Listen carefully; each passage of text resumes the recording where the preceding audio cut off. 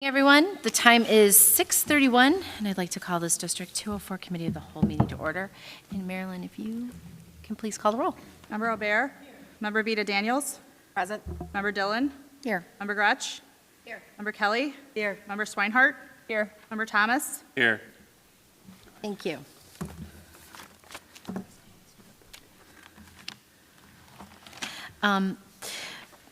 Thank you for coming tonight. The board offers two opportunities for public comment, agenda-related comments at the beginning of our meeting and non-agenda related comments before we adjourn. However, tonight we are going to hear all public comments at the beginning of our meeting. As always, thank you for joining us. We appreciate community participation, and please understand the board does not engage in dialogue or discussion with public speakers. If there is a specific question or comment that requires follow-up, an appropriate administrator will respond at a later time. And lastly, pursuant to Board Policies 2, 230, and 830, individuals addressing the board are expected to conduct themselves with respect and civility. In the interest of time, please limit your comments to 3 minutes. And thank you for cooperating with us to make this evening's meeting efficient and productive. Marilyn, if you can please call our first speaker. Frank Bianco. Jennifer Hauk.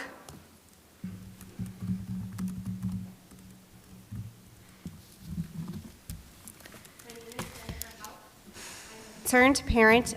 I am a concerned Pleasantdale parent. As you discuss the 5-year financial plan, I'm curious if you are including the sale of the Willow Springs property.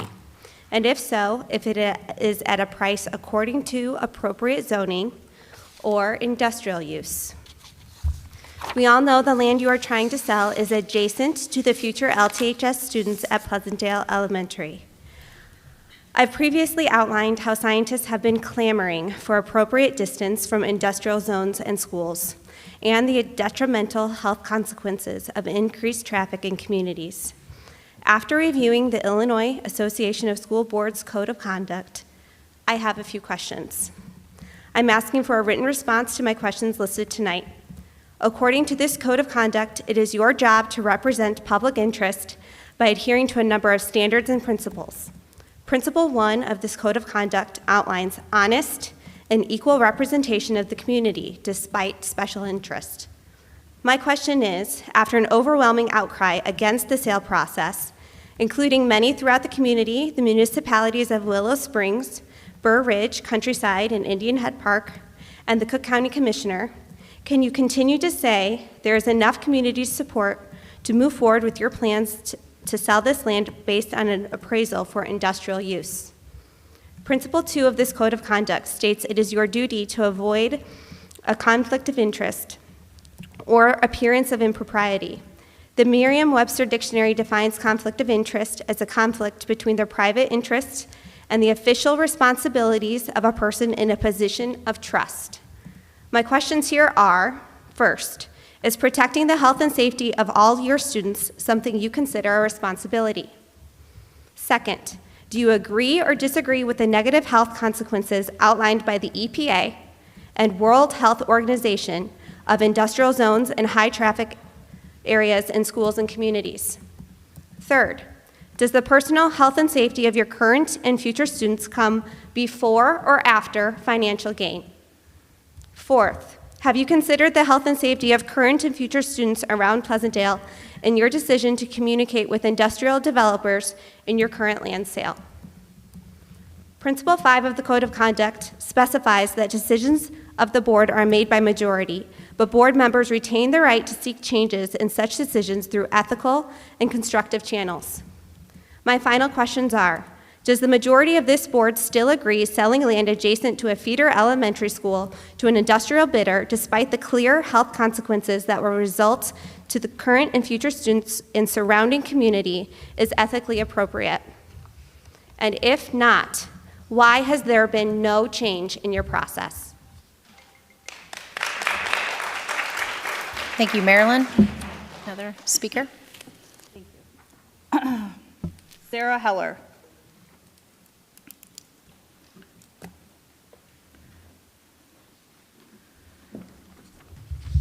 Hello. My name is Sarah Heller, and I'm here to address the fact that when it comes to the sale of Willow Springs property as part of your 5-year financial forecast, The core values listed in LT's strategic plan are being ignored. I hope that you will hear and receive my personal concerns as an LT grad and mom.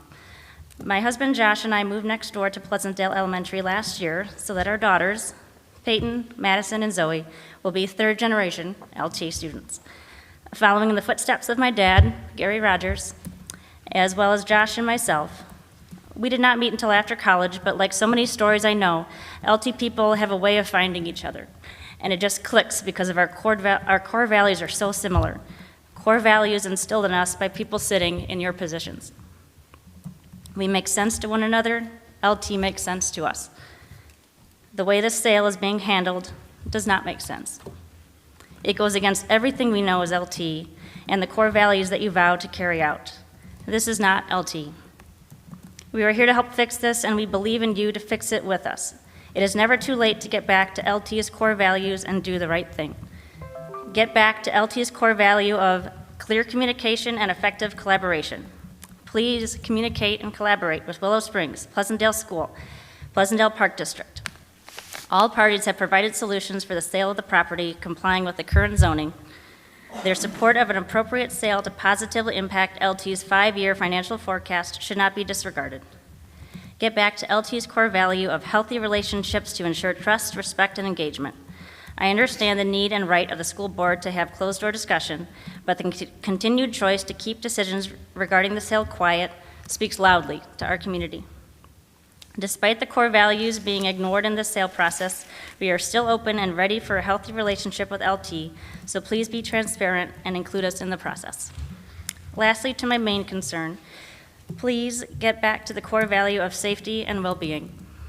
I am a nurse studying to be a nurse practitioner, and my husband is a police sergeant. I could go on and on about protecting our children's lungs and bodies, and my husband can speak to the safety issues of an industrial neighbor 25 feet from where our children play. You know all of these dangers, which is why the fact that you've actively sought out an industrial buyer is heartbreaking to me as an LT grad and mom.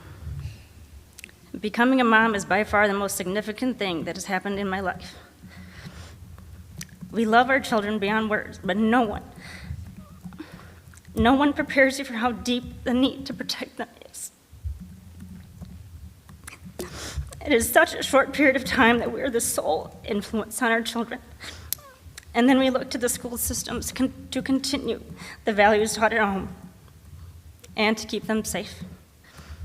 Up until recently, we felt you were in support of this, but now we have to worry about the school board, the people who are supposed to be our children's adjunct protectors, putting our children in harm's way.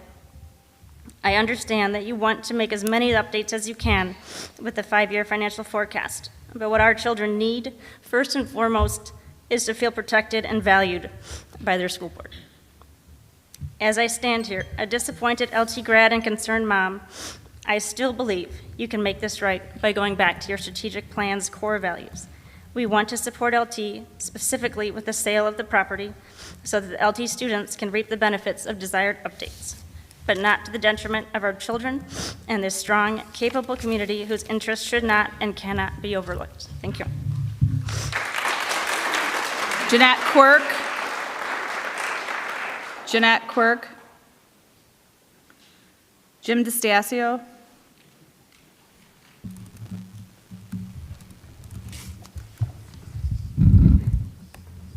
My name is Jim DeStasio, and I'm a parent at Pleasantdale Elementary School, which directly borders the property you have priced for industrial development. Today's agenda states discussions of the district's 5-year financial forecast.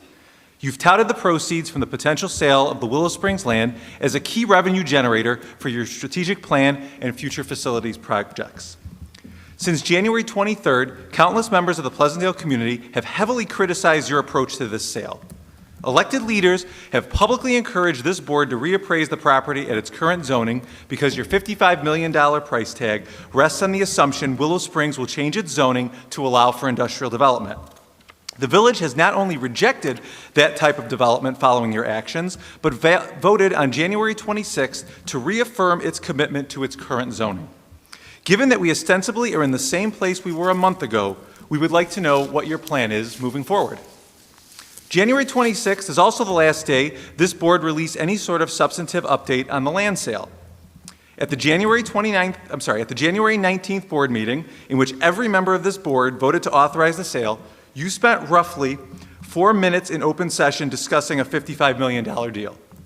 If we are to include the reading of a prepared statement from the board president, we can charitably include that minute count to be 8 minutes. That's just 8 total minutes of board discussion in public before authorizing a $55 million sale. For comparison, that's nearly the exact duration as the song Stairway to Heaven. During those brief comments, a board member said, "I hope we continue to engage with folks in this process, and I know that we will." Does this board believe it has engaged meaningfully with anyone, outside of Bridge Industrial, of course, on this sale? You continue to hold your discussions on this topic in closed session, shielding them from public scrutiny while violating the spirit of open governance. The people's business should be conducted in full view of the people you took an oath to serve. Your secrecy has resulted in broken trust, divisiveness, and even triggered an investigation into this board by the Illinois Attorney General's office for potential violations of the Open Meetings Act. So I'm asking you today, in the interest of transparency, if you won't speak at length publicly on this subject, to please furnish written responses to the following questions that members of our community are currently asking. Number 1, following the January 23rd rejection of the 2 industrial bids submitted via your closed bid process, did you reach back out to any of those buyers and ask them to resubmit their bids? Number 2, do you have plans to reappraise the property at current zoning to secure the fair market value of this parcel, not one based on the extraordinary assumption that it will be rezoned for industrial use? And number 3, perhaps most important, will you make a commitment to hold a dedicated public forum in which all of the key stakeholders here are brought in for a discussion about how to responsibly move forward on any potential sale? We look forward to hearing back from you on these questions. And I encourage you once again to choose openness and transparency on this issue moving forward. Your current approach has been needlessly damaging to the entire district, and there is a better way forward. Thank you. Fred.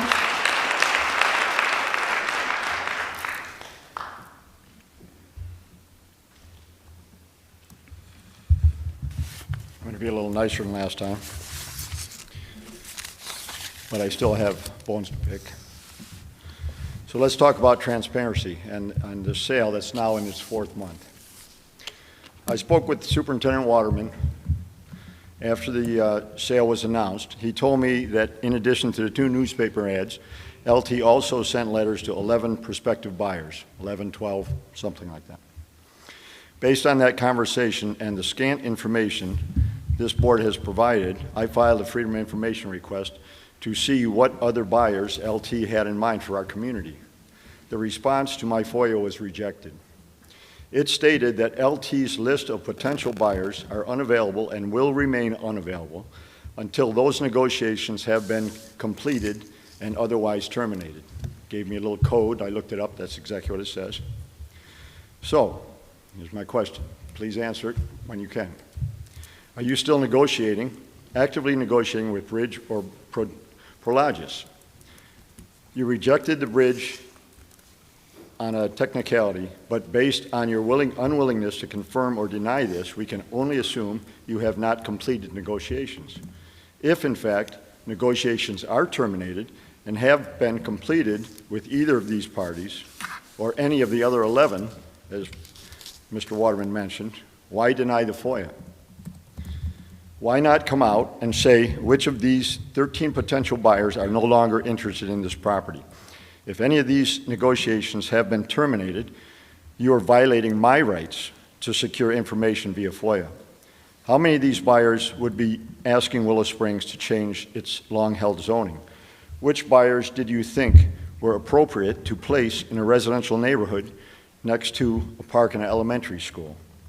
Your inability to answer these questions and to discuss their process openly leaves us with the conclusion that you are still courting the worst possible buyers in the name of profit at the expense of our community, an LT community. Let that sink in a little bit. You have had more than a month to reflect on the community feedback, yet the price remains at $55 million based on industrial use. If any of the negotiations with industrial bidders have been completed, why not comply with this FOIA and tell us which ones are off the table? Are you suggesting LT is currently negotiating with all 13 potential buyers? The fact that our community needs to resort to FOIAs requested to secure basic information from this board confirms your lack of transparency. Your continued silence and stonewalling of our community are unacceptable and needs to stop. Until you change course, you will continue to sow division through this district and need to realize the damage your actions have caused. You have needlessly pitted one town against another, and I'm sure you're aware of that. In the name of unity, inclusion, and equity, you need to undo the damage. Quit your planned oppression of our neighborhoods and bring the district back together. We are LT. Can we all say that in unison again? Someday? Thank you. Stephanie Farmer.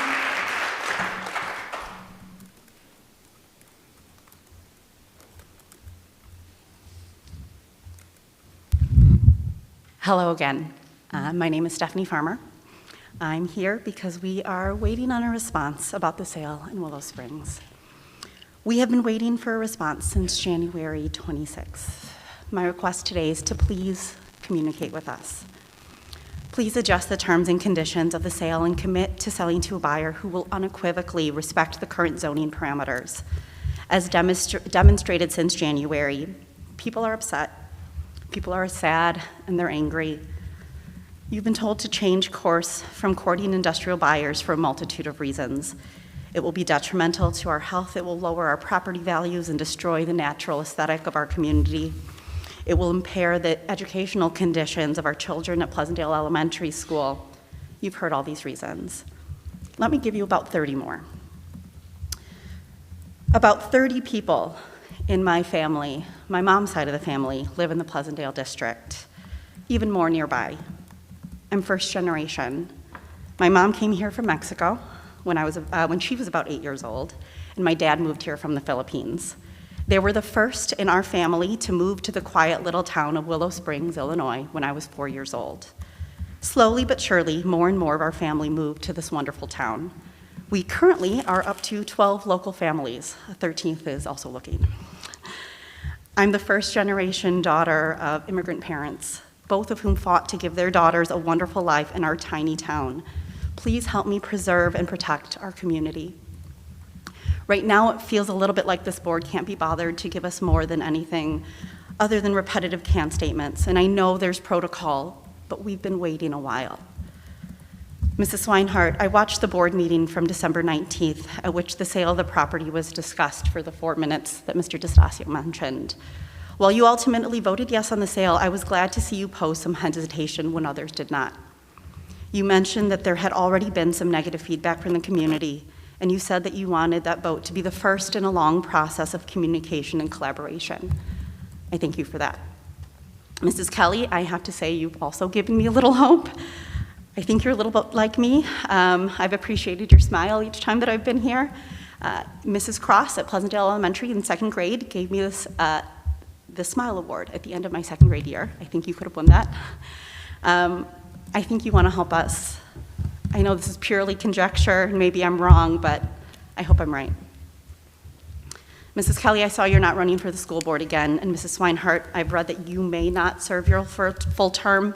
I don't know all the details or whether or not this is true, but if it is, I hope you will both use your time before you leave the board to help persuade your colleagues to help us, to help my family and all my neighbors. I know you have rules and regulations to follow, but I also know you are all people just like us trying to do the right thing. And in your hearts, you know that selling property next to an elementary school to an industrial bidder is not the right thing. Please stand up for us. Please communicate with us. We are LT. Thank you for your time. James Bullerman.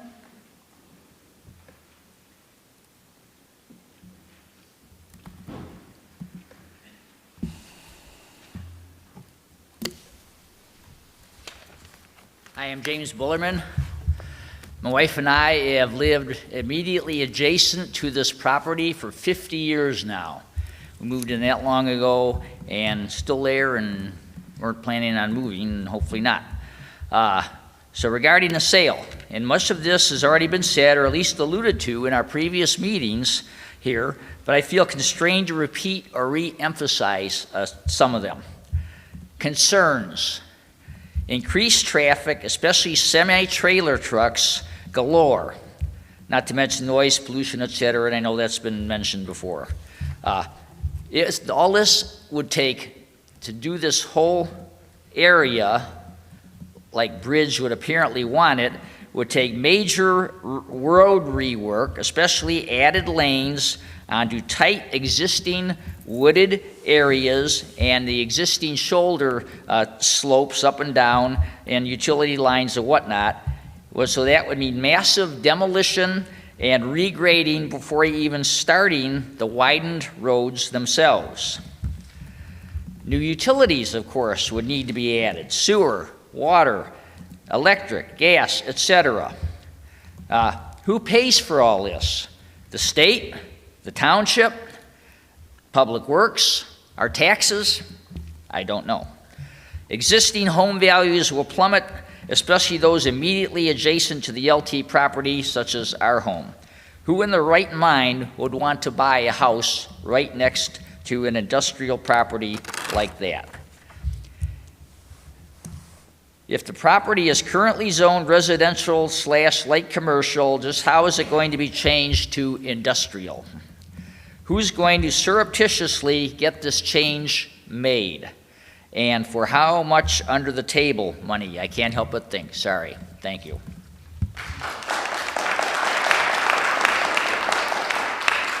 That concludes the comments. Okay, thank you very much. Thank you for the comments tonight. We will now move on with the Committee of the Whole agenda. First item up is under curriculum and instruction, and there is one agenda item related to curriculum and instruction. It's the summer workshop proposals. Scott Aggerty. Thank you, President Dillon. We do indeed have a first reading of our curriculum proposals for summer workshops. As you can see, we've been quite busy this year with many plans additionally for next year. I'll take these in the order they're in and pause for comments and any questions that you might have. Just a basic overview. You will note, based on the history, we are asking for roughly what we've asked for in the past, with the bulk of the proposals coming from title funding, grant funding, and some specific requests from the board for district funding. The first batch of proposals are things that we had been planning for all along with work that we've done this year, beginning with co-teaching. You can see that quite a detailed bit of information for our summer work. We learned a great deal this year from co-teaching with our freshman courses, adding sophomore courses and a few other freshman courses next year. We absolutely will be using every minute of that time. Dr. Owens is here, and she can certainly answer any specific questions you have about that group, but we are looking to bring in 18 teachers to work on putting together everything we need to do for co-teaching. All right, no questions on that. Oh, question, go ahead. I do, sorry, thank you. So for the 18 teachers that you're bringing on, I know we had that presentation a couple months ago, so this would be in addition to those other teachers? They won't go for additional training, is that correct? Correct. We will be, this group specifically, we are including, Dr. Barron will be back. She's been our co-teaching consultant, and then she's bringing with her Dr. Brad Witzel from the same university, Western Carolina University. His specialty is more in math and science with co-teaching, and so he's going to work with our co-teachers, the special education teachers, and the gen ed teachers specifically on math and science. And then for anyone new to co-teaching, Dr. Barron will be there. Our current co-teachers, we're going to be doing something a little different with them. They really now, having gone through a year, and Dr. Barron's been coming throughout our school year to provide feedback to them, doing observations in the classroom. So this summer we'll do a little work with them, more on the planning side, or they'll be doing some planning on their own, but they feel like they've got a good foundation of the models of co-teaching under them now. So, perfect, thank you so much. So for the 18 teachers being added, that will allow us to stay on track with what you had proposed Yes. before with adding more classes, and so that we can have the 4-year plan to have. Yes, we are right on track, adding all the classes in that grid I think you're thinking of that progression going from freshman through senior year. So we are adding in, it'll be the English 2 and IPC, Algebra 1, Biology, Civics, Driver's Ed, Health, and then continuing with English 1 and World History. So this gets us to that level. It does, yes. Okay, perfect, thank you so much. No problem. How many teachers are going to be trained then? Well, we wrote the proposal for 18. We're still figuring out sectioning a little bit.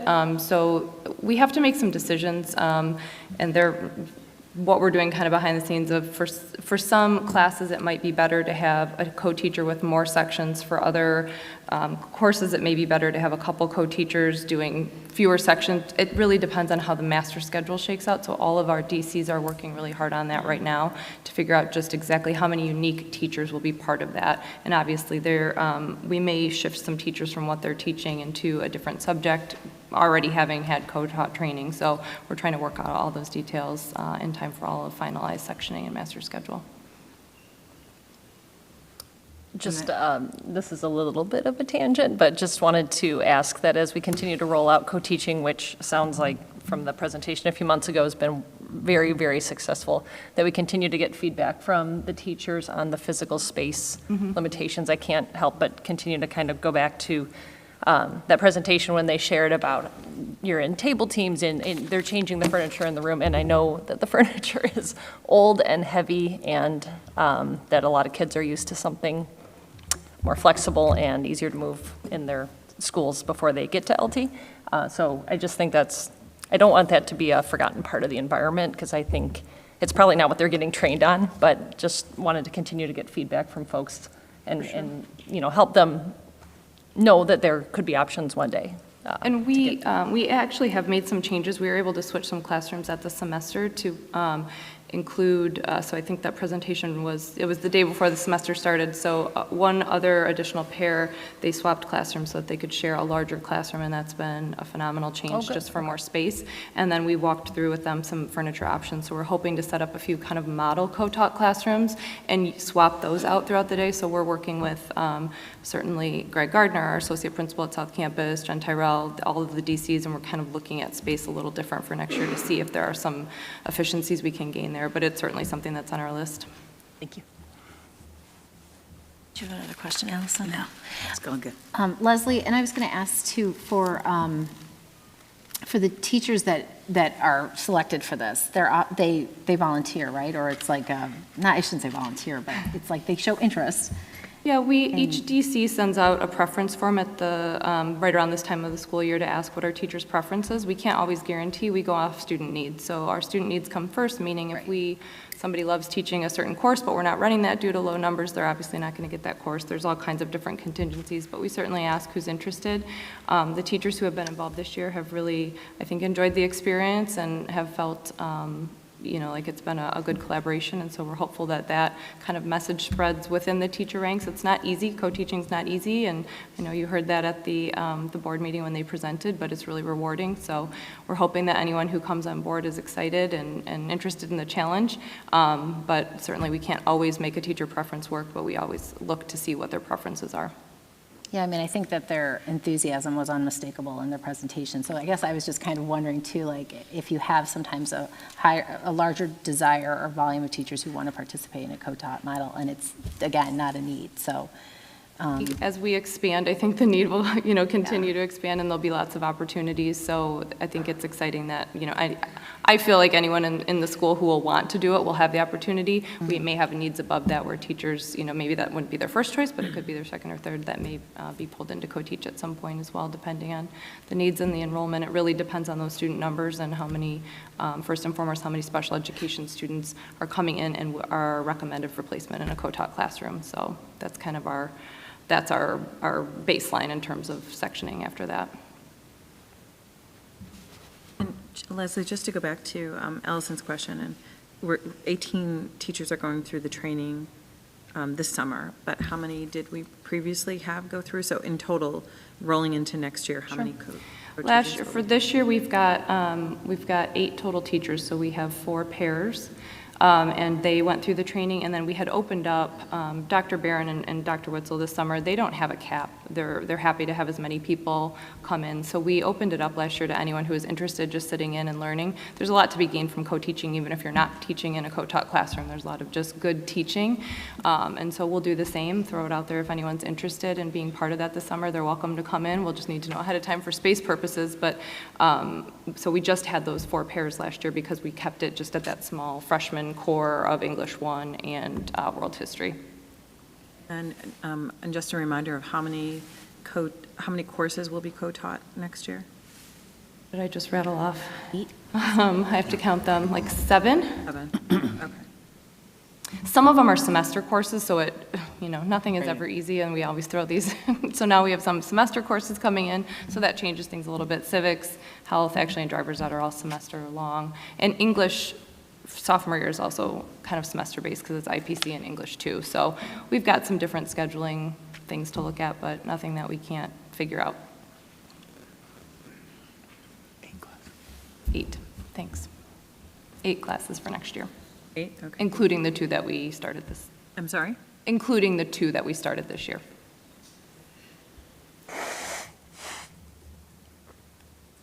And just as a reminder of how we put together these budgets and the process, essentially, we don't have commitments from everyone to participate, but what we do, especially with grants, because grant monies need to be budgeted, you can do amendments, but ultimately, we're looking at months ago putting together estimates. So in looking at co-teaching right now, that was based on our estimates at the time, and we are then estimating for 18 people at the top end of our salary scale, which is $40.50 an hour, for the specific number of hours.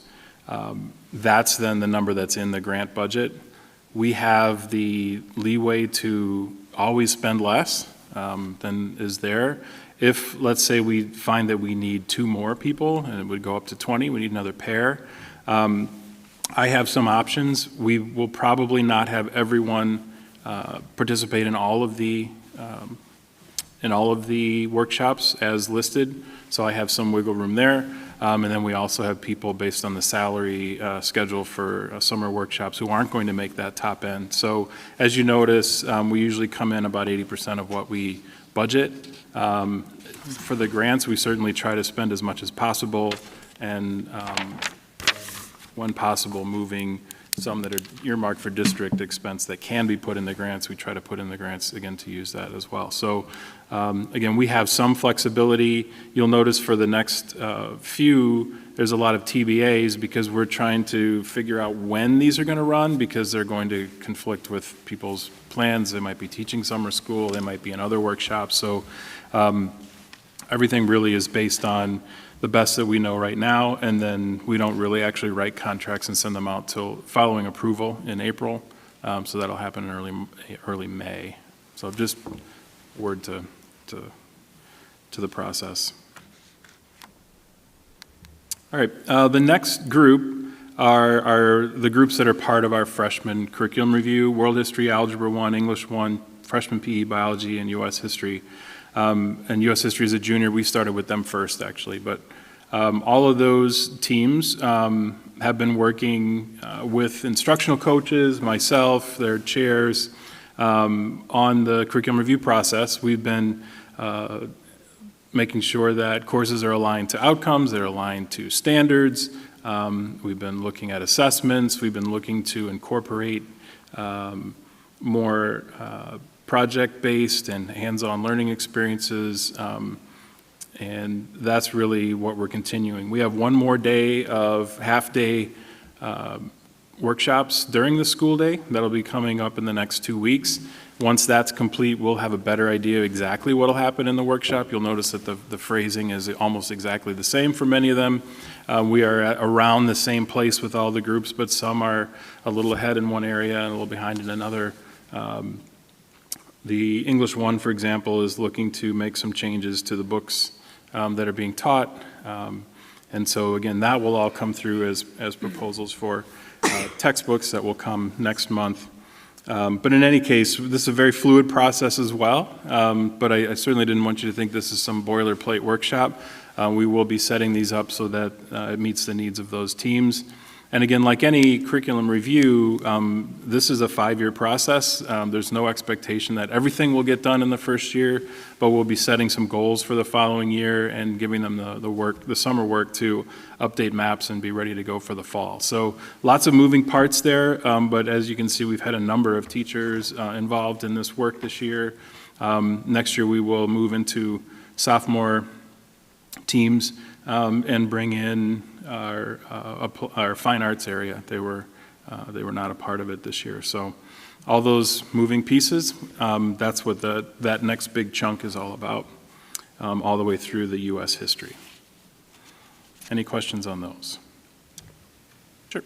When I'm looking at, I know like U.S. history has the component of the EL class for that. Will that be incorporated into the review for those also? So EL, the EL review, that's something that we've been doing along the way, and when we bring in a bilingual instructor, we're actually creating separate sections. So They'd be getting that same curriculum review, though? yeah, they'll be involved in that. Okay, Yeah, they'll be involved in that. So those classes will also have the same changes going forward? Most likely. When we're looking at English 1, for example, our alternative English is a little different, but they're a part of the conversation. Our cross-categorical English is a part of the conversation, but they're in the special ed area, they're reading some different books. EL's not in the special ed area. No, it's not, but at this point, we haven't had the EL support, so we will most likely be following entirely, but we haven't identified those people or how that's all going to physically work yet for the fall. That's very much a piece of the process. But I guess my question to you then is the EL class for U.S. history, will that have the same review, the same information be taught to those kids? Correct. Okay. Yep. Perfect, thank you. Can you remind me, if you don't mind, the instructional coaching, who are the instructional coaches? Are they existing faculty? Is this like a train the trainer situation? I don't recall those details, and I was just curious. Sure. We currently have 4 instructional coaches, and they have been a part of, 3 of them have been a part of instructional coaching from the start, which was about 5 years ago. And they've been working one-on-one with teachers with the formative process, which really getting students to become more assessment-capable learners. That's all education jargon. Basically what they're trying to do is help teachers get better at meeting the needs of individual students, individualizing lessons, helping them understand the outcomes for the course, providing the support that they need. And so our instructional coaches have been meeting with teachers throughout the year. They have a cadre of teachers depending on the amount of release time that they have. And then they go into the classroom and either they've been doing some co-teaching of lessons, they've also done model lessons, they've also helped people design lessons or projects, giving feedback. So it's really a coaching model that's pretty time intensive. Were they existing teachers or division chairs that raised their hand to do this extra work, or, but they're not like outside consultants? They're not outside Yeah. consultants, they're our teachers. They've gone through quite a bit of training. Sure. And they've also helped out with induction and mentoring. They're helping do PSYOP training. They're all save one are still teaching classes. So yeah, so they typically teach 2 classes, right, and then have 3 periods of release to be instructional coaches. So at the November meeting, I think Virginia Condon and Kirsten Bacon presented on the curriculum review. They're 2 of the Okay, instructional all coaches. right, yeah, There's thank you. Dina Mancini and Amy Johnson, and that's it. Missing one. Thought I was missing one. There's That's just it. 4. 4, okay. Thank you. I think it's just worth reiterating or noting what I can see on the page, which is red font, which means everything. I know, accountants hate what I do. No, I wasn't going to say red's negative. It means negative, No, right? no, I meant, I understand it to be grant funded, so I was going to Right. compliment you on being able to source funds that are outside of the district. Right, funds, non-district so. funds, right. But maybe I'll stop. No, I'm kidding. No. But just procedurally, I think in my head, this is great work. We've heard about the curriculum reviews, and it's a 4-year process where we're going to touch everything, and this is all in the spirit of helping ensure that we are offering kids a top-notch education here. So love the work going on. I can't also sometimes fathom when this great work happens, although I think when my kids sleep in on Wednesdays, some of it happens on those late start Wednesdays. But I recall you saying in the past that teachers aren't required, and this is where I'm asking you to correct me a little bit, teachers aren't required to come to these summer workshops. We can't, I think we can't force them, but I feel that generally you get, you're not going to have no-shows on one of these curriculum reviews, right? That teachers generally, or oftentimes, as long as it fits in with maybe something they have going on in their personal lives, will dedicate the time in an effort to try to continue to help students here, which, if that's the case, I just wanted to highlight it because it is above and beyond what I envision their normal world to be, and it's so meaningful and so helpful, and again, kudos to the grant funding concept. Yeah, we set up 4 meetings throughout the year where we pull them out for a half day for each of the teams. The chair, myself, and one of the instructional coaches has helped to lead those. And there's many different components to it, but ultimately we've done 3 of those, and there's a 4th coming up starting one Monday and then 2 the following Monday, Tuesday. And then in the between those meetings, they do use their PLC time to finalize some work that we might have begun at those retreats. We've also had professional learning during PLCs, and that has been targeted specifically for these teams to pull more skills into what they've been doing. And then chairs have been using their early dismissal time for the school improvement days when your kids get to go home at 11:30. They've been using that time for content area specific training. So we've brought in people from the College Board to talk about the SAT and how it affects not only English and math, but also science and social studies because of the reading components of those assessments. So everything is focused really on that course-based professional learning, especially this year. We've also, at our institute days and throughout some of our planning period professional development, looking at the work of Goldie Muhammad. You see that there's a proposal to build some deeper lessons with that also in here. And so all that information is also coming through the review of the curriculum. So we have a lot of work going on throughout the year, and then, as you said, the summer is certainly optional. It's well paid. It gives them an opportunity to have some uninterrupted time. Don't have to worry about a sub or all those kinds of things. So in the balance, you have the group. You never get everybody there every single time, but you really get a good sense of the dialogue because it's ongoing. It's not a one-shot deal.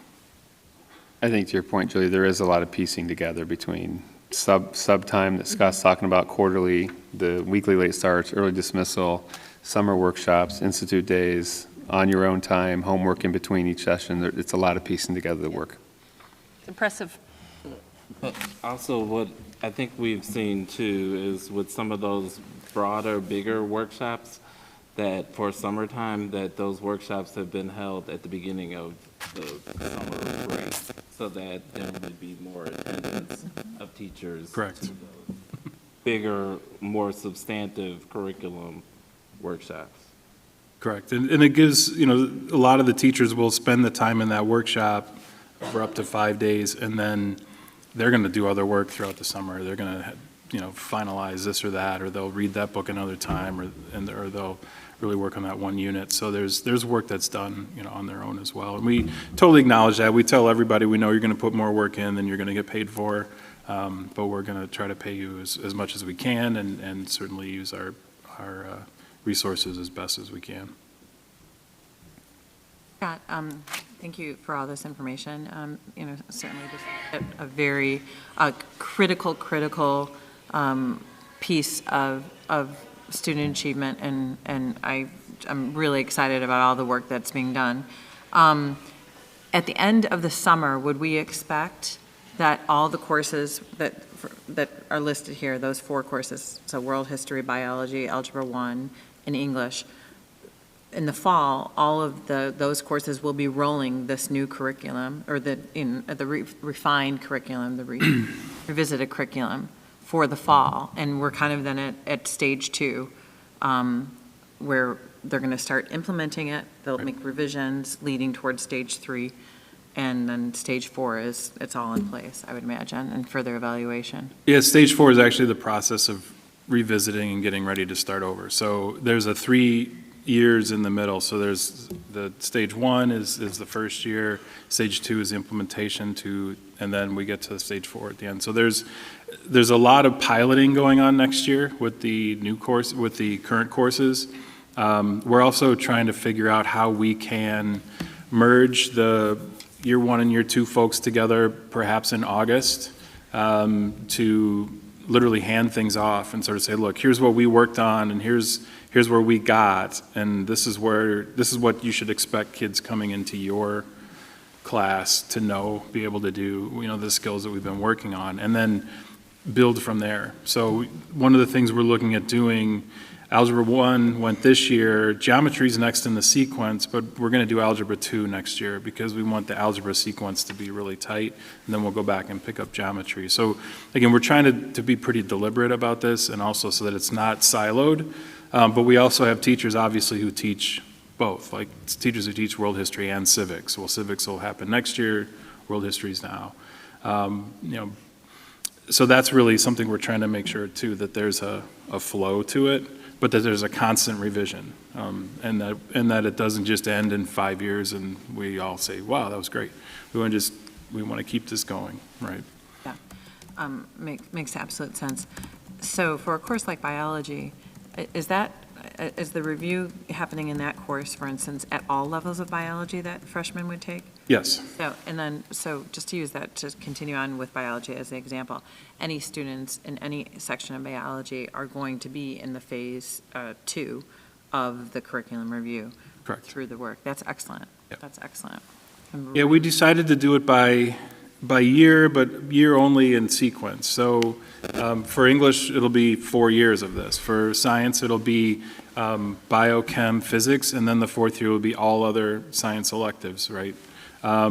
For our history, we did use U.S. history because the state made significant changes to the history outcomes, the history standards, and so we've got U.S. history and world going this year, and then civics next year. So they'll be complete, and then we'll be able to look at career tech ed electives, FCS electives, and business electives. So we're trying to sort of phase everything so that it's manageable. Probably, I don't think we'll have more than 8 teams in any one year, but certainly it'll look a little different when we get to, like applied tech electives as opposed to 4-year English. And this is a statement that we've said over and over again many times. I've heard it, said before I was in this role, but just to reiterate, we realize that professional development is so important, and that time is critical to come by. So I know you're monitoring whether or not you have the right amount of hours, whether or not you have the right vehicles, the ways that you all do a phenomenal job of offering workshops and opportunities for professional development in so many different ways. But, I hope and believe that if there's ever a situation or a case where we just need more hours, we need another institute date, whatever, that we would have the opportunity to review that, knowing how important it is. Sure. Said, thanks, Don. Agree with that. I think to that point, we've appreciated the board's support over the last year or two with the additional late start time, the addition of the early dismissal times. Like, that's all really valuable to this work, so we appreciate that.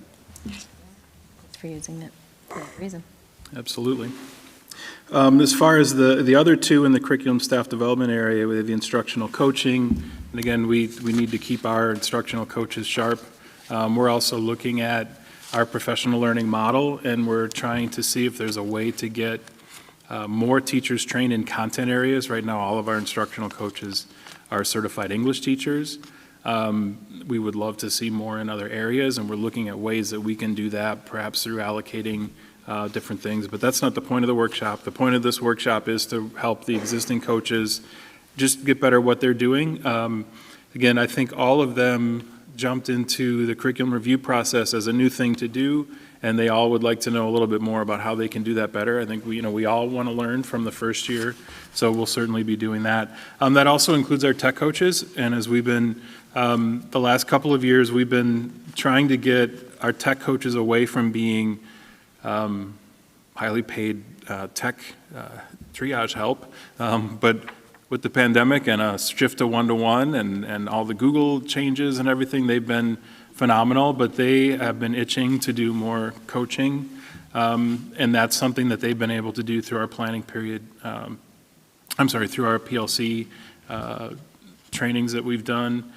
So they've been working with teams of teachers throughout the year as well on what's called the SAMR model. That's essentially it's to go away from, S stands for substitution. You don't want to just substitute a worksheet for something on the computer. You want to go a lot further along through that model, which gets you into modeling and replacement, and it really becomes much more of using the computer as a tool for learning as opposed to using it as a fancy notebook or binder. So all those things they're very excited about, and we're trying to see how we can merge those two groups better to better meet the needs of more teachers. So it's not so much, oh my gosh, everything just broke, how do I, what do I need to do? We need that too, we certainly are going to do that, but we want to be a little more deliberate in tech training. So we're going to get those folks coming together this summer. And then lastly, we have a professional learning team that's made up of administrators and teachers. That group gets together to really look closely at our professional learning model. We've been talking quite a bit about making even more of a shift to curriculum-based professional learning, which essentially is what we've been doing with our curriculum review process. So that professional learning team will be talking about how we can integrate and find the time in our institute days, late starts, early dismissals, again, just so that we're making sure that that time is held as precious as possible. We were able to do a number of things during the PLC times for training, but we'd like to find another place because the teams aren't able to meet then when we have trainings on those late start days. So that's some of the things that the PLT will be doing. So that's valuable time. That's something we built into the Title II grant, which is designed for professional learning for as long as the PLT has been in existence. So that's a really necessary chunk of time, and it is someone from every department, all of our chairs, and a wide range of folks. So that gets everybody's voice in on that. That was going to be my question, Scott. Yeah, who was the PLT made up of? It says 21 teachers. And they're always the division chairs? Yeah, the division chairs are there too. We don't pay the division chairs for professional summer work because we do it while they're still here. But yeah, it's a pretty large group. This is one, though, that it's hard to get everybody together to come in. But we usually do that right away at the beginning of the... So the 21 is actually teachers. That's not including administrators that are also a part of it. Correct. And just also for clarification, because we say PLC and PLT, do you explain the connection Sure. to that, or what exactly those are again? So the professional learning team is the group that includes administrators and teachers that helps design our professional learning. And then our professional learning communities are the teams, the teaching teams that meet on Wednesdays to implement everything. Yeah. That's helpful. It's a lot of jargon. A lot of Professional learning communities are course-based. Professional learning team is representative of all departments, divisions. Correct, right? that makes sense. But I mean, it's, right, that's really easy to fall into the vernacular of these quick terms, and then Yeah. they're easily transposed, so thanks. Sometimes we stump ourselves. Yeah. Right? Don't you think you need to know sometimes? Yeah. So those are all the ones that have to do with grant funding. That's the bulk of the funding. $61,600.50 is the estimated amount. And like I said, we will balance that back and forth depending on the number of people, and we'll actually get, once we know the specific names, we can know specifically what we're paying. So this is what it looks like now for a first read for this group. That one won't change a whole lot because it is grant funded and that's already earmarked. But we will give you hopefully names and everything for the second read next month. That's our goal. It's easier for us if we can do that as well. The remainder are district requested summer workshops. So They tend to be in department areas, but the first one is a new one, and that's cultivating curriculum, and that is actually coordinated through Dr. Rowe. We've had a large group of teachers, not only getting to work with Goldie Mohammed over the summer, but also working throughout the year, and also through planning period professional development, Institute Day professional development, and pretty much any time that Dr. Rowe can get in front of folks to talk about the pursuits. We have teachers who would really like to dig deeper and build some lessons that are really modeled over that teaching. So that we're looking at 20 folks, and this would be full teams though, so teams of 4 or 5, they'll be getting together and creating model lessons based on that framework, and then they would be able to help others during Institute Days to build their own. So Dr. Rowe can certainly give you the details, but that's in a nutshell what we're looking to do with the Cultivating Curriculum Workshop. And you said in part driven by teacher demand, which is great. Yeah, they are applying. I don't know how many have already applied, but we've been soliciting. That's great. Already. I'm trying to remember too, I think last year for part of our workshops, potentially under this kind of the subcategory, we had students that participated in a summer workshop. Is that different? Didn't we? Thought we offered some students. Probably not related to this specifically, but something else. Yeah, that was a couple of years ago with John Crownapple when we were doing equity workshops. The dignity framework? Yeah. Okay. Yep. It was something that I was thinking about because I just remembered Yep. that was very well received. So I guess I just had thought maybe it would come back, but okay. If we have opportunities for that, I think that's something that might be. We've also incorporated that really more into the school year. Yeah. So Dr. Trell's been working with Trent Hall and has been doing student voice circles, and they had an opportunity to present about that at a conference just a couple of weeks ago. And that's really been an ongoing discussion that really got started in those summer pieces. So That was great. I really enjoyed the feedback from that presentation after the students participated in that, so.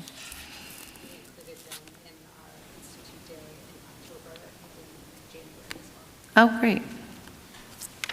Awesome. So this session, this is not the first time we've incorporated the framework? No, it is not. Okay.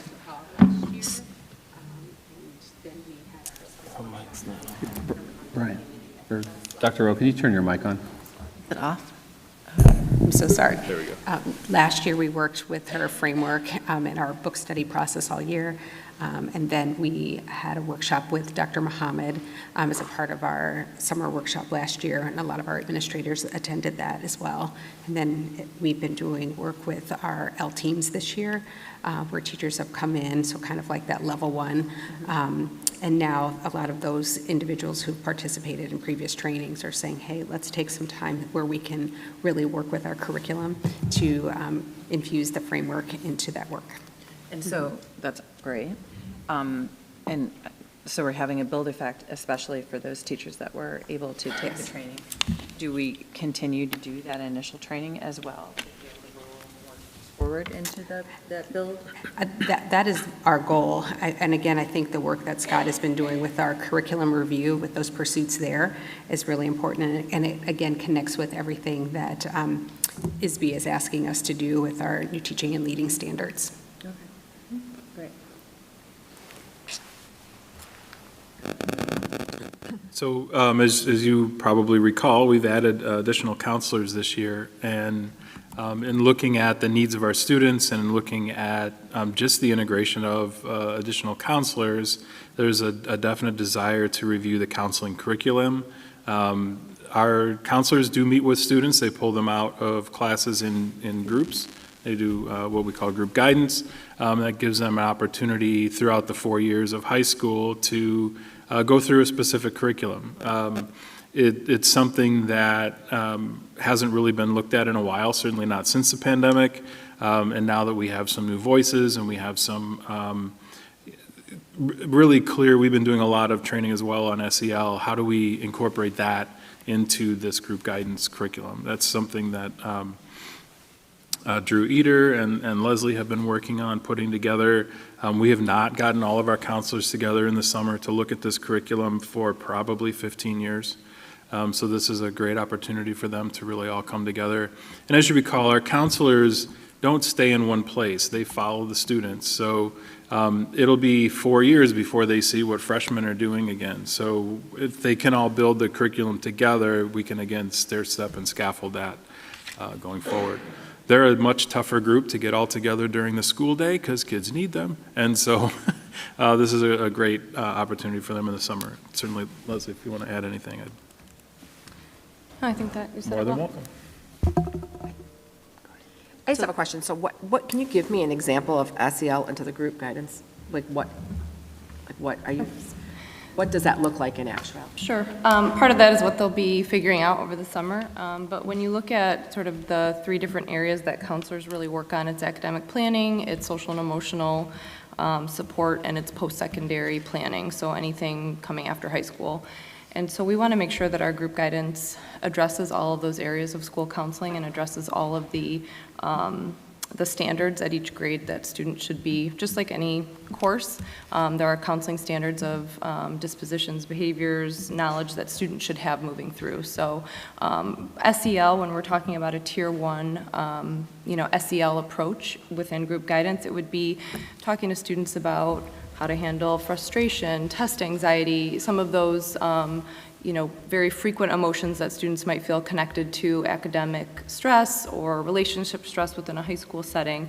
And so those would be things that we want to make sure are embedded into that practice. And like Scott said, our counselors follow the students, which is great. But that means every year you're dealing with a different grade level of standards and a different set of expectations. And so having the counselors come together to build that for years together so they're all really, really knowledgeable about where students are supposed to start and where they're supposed to end is a key component for multi-tiered systems of support, meaning we want to make sure that the foundational level of counseling that every student gets meets the needs of most of our students. And then if there are students above and beyond that need additional, we can certainly layer that in, but we want to make sure that first foundational layer is really shored up. So again, it can look very different depending on the grade. We also make sure we partner our PE department, our physical welfare division. We've worked really hard with them. They've been implementing a lot of lessons on social and emotional learning. And so what we don't want is students getting the same thing over and over again. And we want to make sure that those are supporting each other and not just, I already heard this in PE, I don't need to hear this again. And so we want to make sure that we have their scope and sequence down for their 4 years of physical welfare so that we're just adding to it or adding something different rather than regurgitating the same thing. Sure. I was going to ask you if you expect that the model of curriculum is going to look quite different from maybe what it's been, especially if it's been 15 years. I think so. And one of the other pieces of this that I put in the proposal is that we're switching to a different post-secondary platform. So we'll be going away from Naviance into School Links, which is really exciting. It's a much more robust platform that will have a lot more family engagement and student engagement. So parents and guardians will have a lot more opportunity, many more opportunities to engage with that and see what their student is doing, which follows that 4-year curriculum. So interest inventories, career planning, post-secondary college, vocational planning, and there's a lot of SEL lessons that come with that. So there's a lot of really cool things that students will be able to do and our counselors will be able to lead them through. Throughout the 4 years. So I think this is such a great time for our counselors to be able to sit down, not only look at what School Links has to offer, look at the standards, and then put it all together into a 4-year curriculum that just makes a lot more sense than something that hasn't been updated in a while. Leslie, did you say that switch is happening this fall? It is. We're actually getting started with the switch now because a big part of that is that's how students navigate the college application process. And so not to, scare any of our families of juniors right now, we will have that all well-oiled prior to, but it'll be a much easier platform. There's some really weird kind of kinks in the system we use now, and so it'll be much easier. It will be seamless for students to still submit their college applications and be able to do a lot more searching and a lot more refinement of searching. I know I'm interested in these areas. I know I want to go in this region of the country. I know I have this much money to spend. Okay, what matches and how can I apply and do that? So that is already starting. We've got our timeline to roll out, and we're putting priority on our current junior counseling team because they're going to have to be the first team to navigate our seniors through. And then obviously all of our other counselors will be getting that training too, but we just want to make sure that there's no fear through our junior class that they're not going to have the right tools to get that college application process done. The funny thing is we all have, sat through some initial trainings with School Links, and it's the kind of system where I'm sure a student hops on and they have the entire system figured out in 3 minutes, and we're like, wait, now which tab are we, going to? So it's very user-friendly and very student-friendly, so I think it's going to be great. Well, what I really like too is it sounds very holistic, that it's not something that they're just going to start to dabble in, second semester of sophomore year. It sounds like it's going to be more robust Absolutely. as a tool throughout their high school experience. Absolutely. And Cody Daly, our college and career counselor, has been a big supporter of this. He actually used the schooling system in a previous role outside of our district, but from that college and career planning piece, getting that started much sooner. And so this is really exciting because it'll allow us to do that. So the summer workshop will be a great time for us to make sure we have that all intact.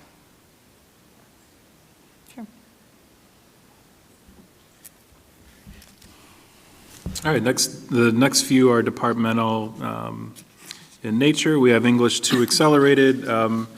As we dropped Tale of Two Cities, there's really a major shift to more nonfiction reading and writing, critical reading and writing.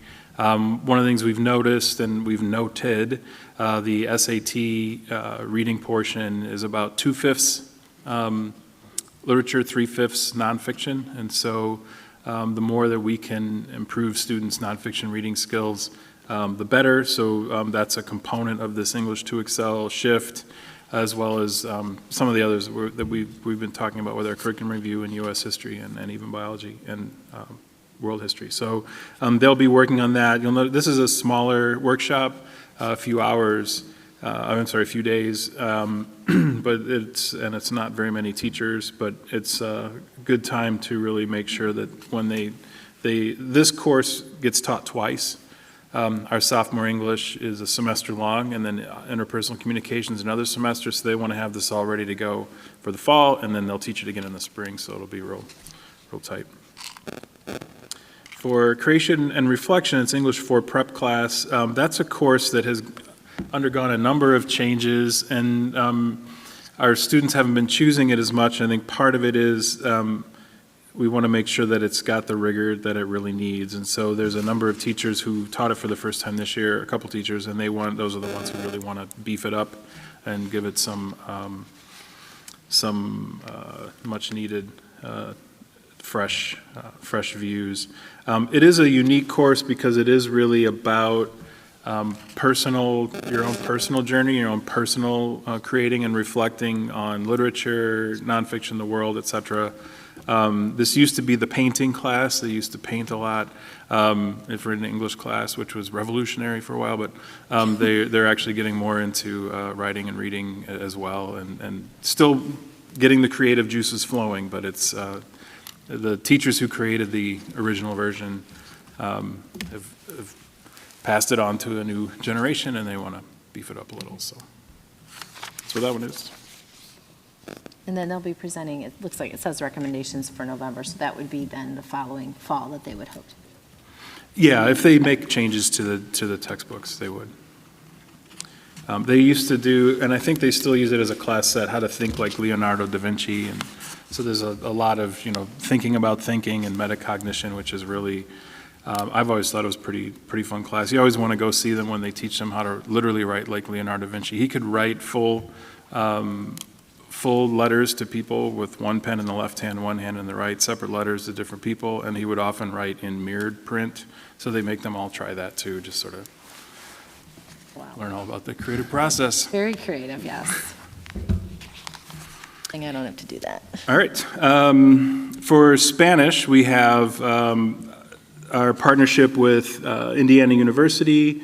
Because the university doesn't have the process that we have for curriculum review, they can change anything whenever they feel like it, they change some stuff. And so our teachers need to get together and they want to see exactly how to integrate those changes. That's Spanish 3. Most likely those changes will flow through to Spanish 4 next year. So those teachers need some time to really look at it. It'll be most likely new book, but again, online things. So, and we did change that textbook already for next year. So a lot of this is a different order of how they're teaching different things, which they just need some time to get everything in line. It's not like they created new language or new lessons. It's just how it's all layered and how the assessments are put together. Are they using the same what's the assessment look like between us and Indiana University? Is it common assessments between Yes. us? So is Indiana University delivering all the assessments for that course? Yes, it's all through Canvas. Okay. We also, our teachers, when they first join, have to go to Bloomington for training. They did it online during the pandemic, but our teachers have gone to Bloomington with the other teachers. The Indiana University dual credit courses go throughout all of Indiana, so just about every school district in Indiana uses them, and then also in parts of Michigan, Ohio, and Illinois. So they've got a real well-oiled machine of how this all works, but it is a college course. They require college credentials. The teachers all have to be hireable at the university, and they're considered university faculty. So all the students are given Indiana student numbers and emails and everything, so they get an actual Indiana University transcript that is accepted to any college. They don't have to sit for a test. So they want to control their product. Adaptive PE Leaders is a course that, if you recall, we approved for next year, which gives students the opportunity to be trained to help other students in our life program through their PE classes. So this is a very exciting new course. We've seen other schools do it. Our teachers want to have some time, obviously, this summer to really build the course together. We want to make sure that we also get the timing right.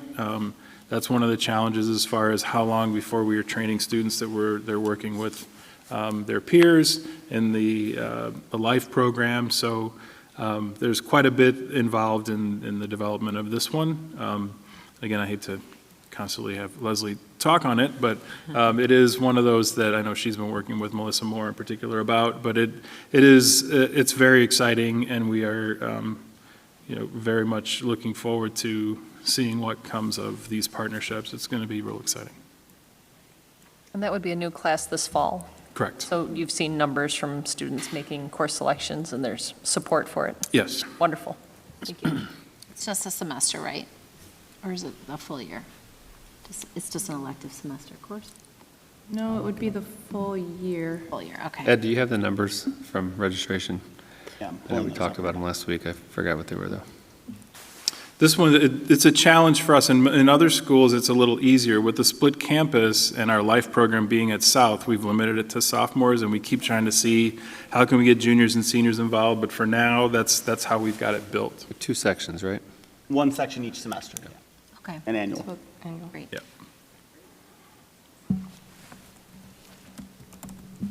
You'll also recall we had conversation last year about basic self-defense. We had basic self-defense for girls. We've renamed it to basic self-defense, and then the students can choose the direction that they wish to go, but certainly bringing in a component. There is a curriculum for boys in the RAD system, which is the system that we use also for the existing basic self-defense course. This gives our teachers the opportunity to, again, pull all the pieces together, build the curriculum for the course. And again, that's also, we are going to be running that course in the fall as well. So it's an opportunity to tweak the course a little bit. What's RAD stand for, Scott? Ooh, that's a really good question. Yeah, both saying we should know that. I will certainly find out and let you know. Thank you. That's,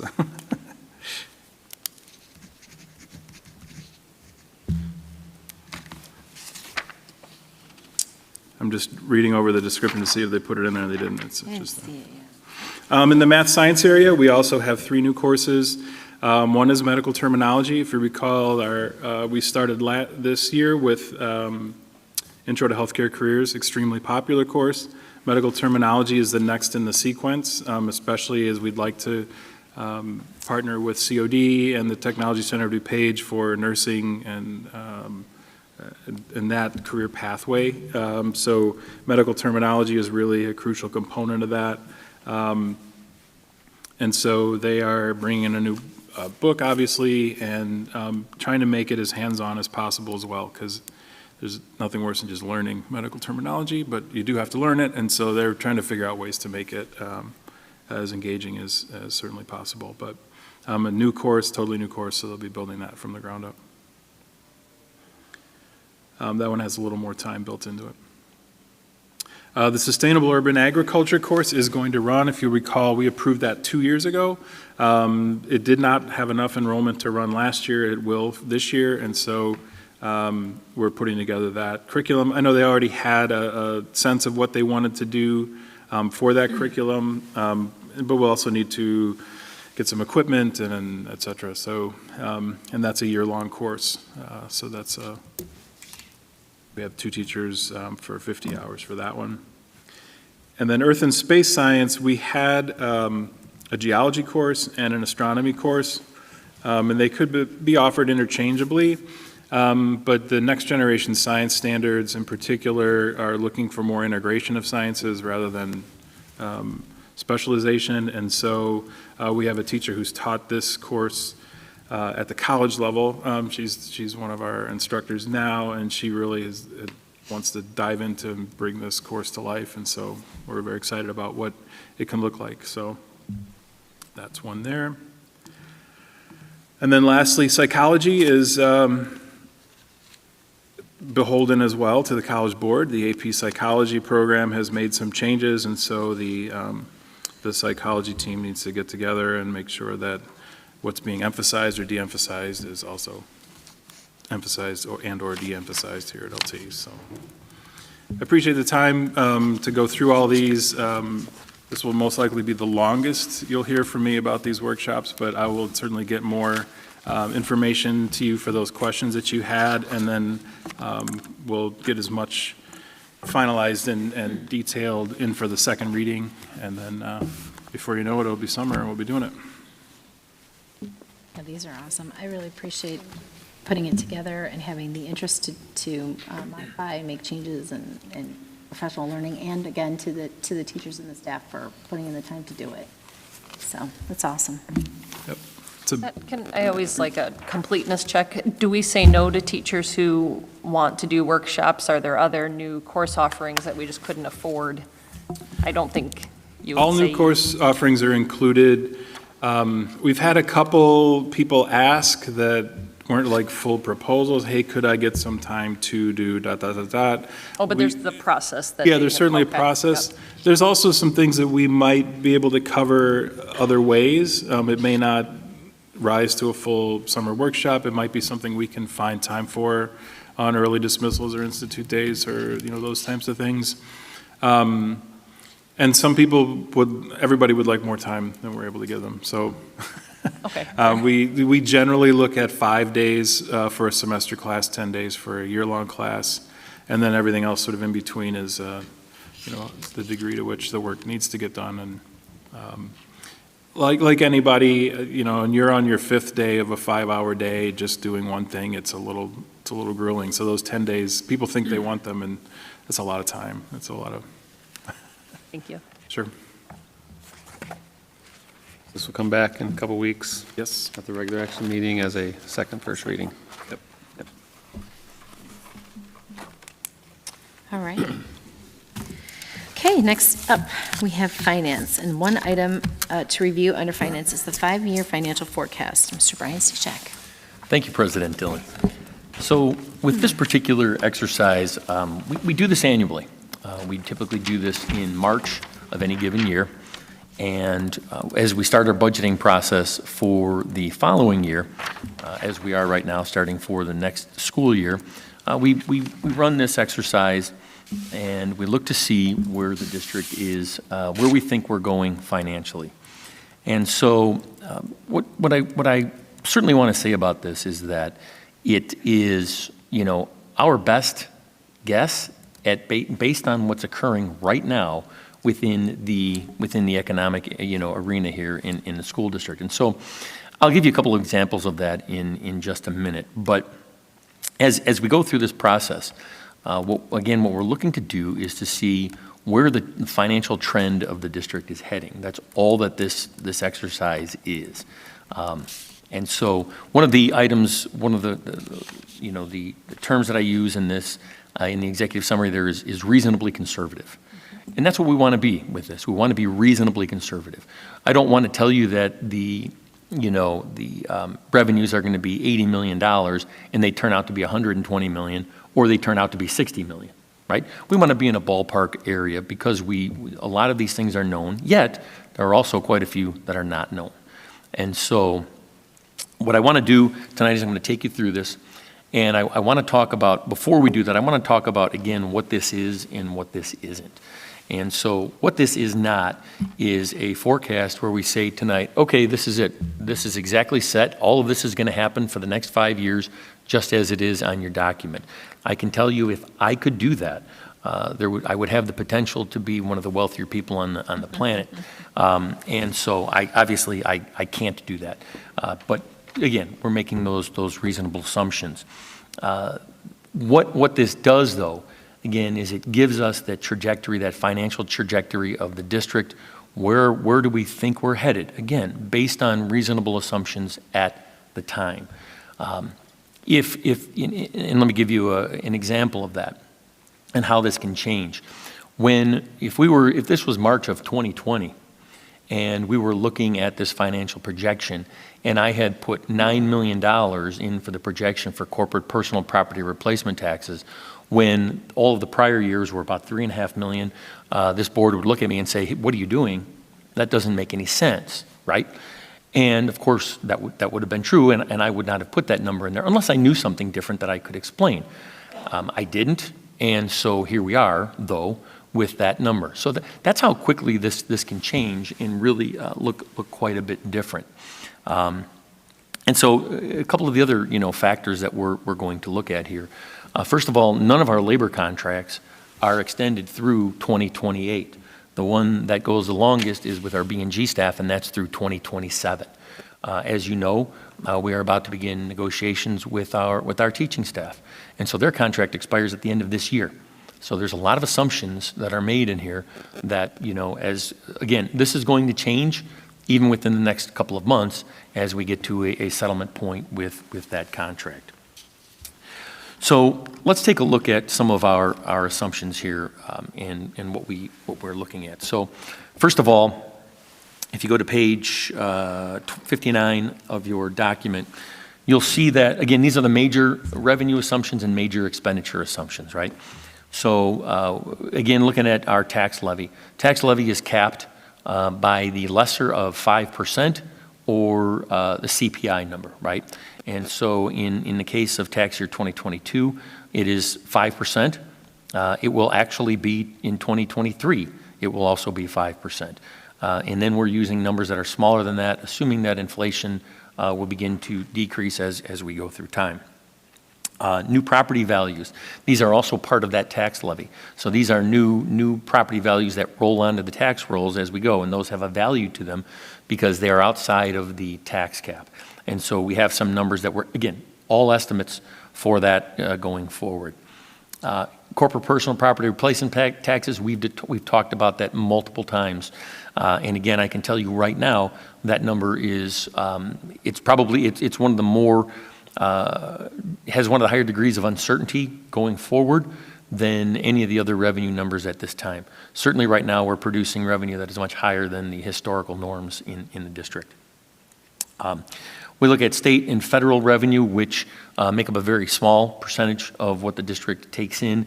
And annually, those numbers really don't change as far as what we see from those two sources. And then our earnings on investments. As you recall from last year, we reestablished our investment portfolio, and so we expect to see that come up here quite a bit over the next couple of years as we go through time. And we're now into investments where we're seeing 4 and close to 5% on many of those, where a year ago we were just starting to see some of those coming up. We look at our major expenditure assumptions. Again, certified teaching contract. We know that contract is expiring at the end of the year, as I mentioned before. And so we're continuing in this current forecast of utilizing a salary schedule and increases that were similar to what we've had throughout the life of the contract. That may or may not be the case here when it's all said and done. So we'll have to, adjust for that as we go forward. Again, we do include teaching retirements on that, on the projection. And we know the number of retirees that we have as of the day that I put this together. Now, certainly somebody else could come up in the next, couple of weeks or next months and say, yeah, I'm going to retire too now, put me down, okay. But these are the ones that we know. And there are some substantial retirements that are coming up when you look at some of those numbers. All other salaries were roughly increasing by 2.5% to 4% annually. Many of those are in line with the contracts the other contracts that are in place at this time. Medical insurance, here's one that's also somewhat volatile for the district because, again, we are self-insured. So we really create our own insurance company. We pay the claims, we don't pay the premiums. We work with our broker, we generate a premium and what we think we need for that current year.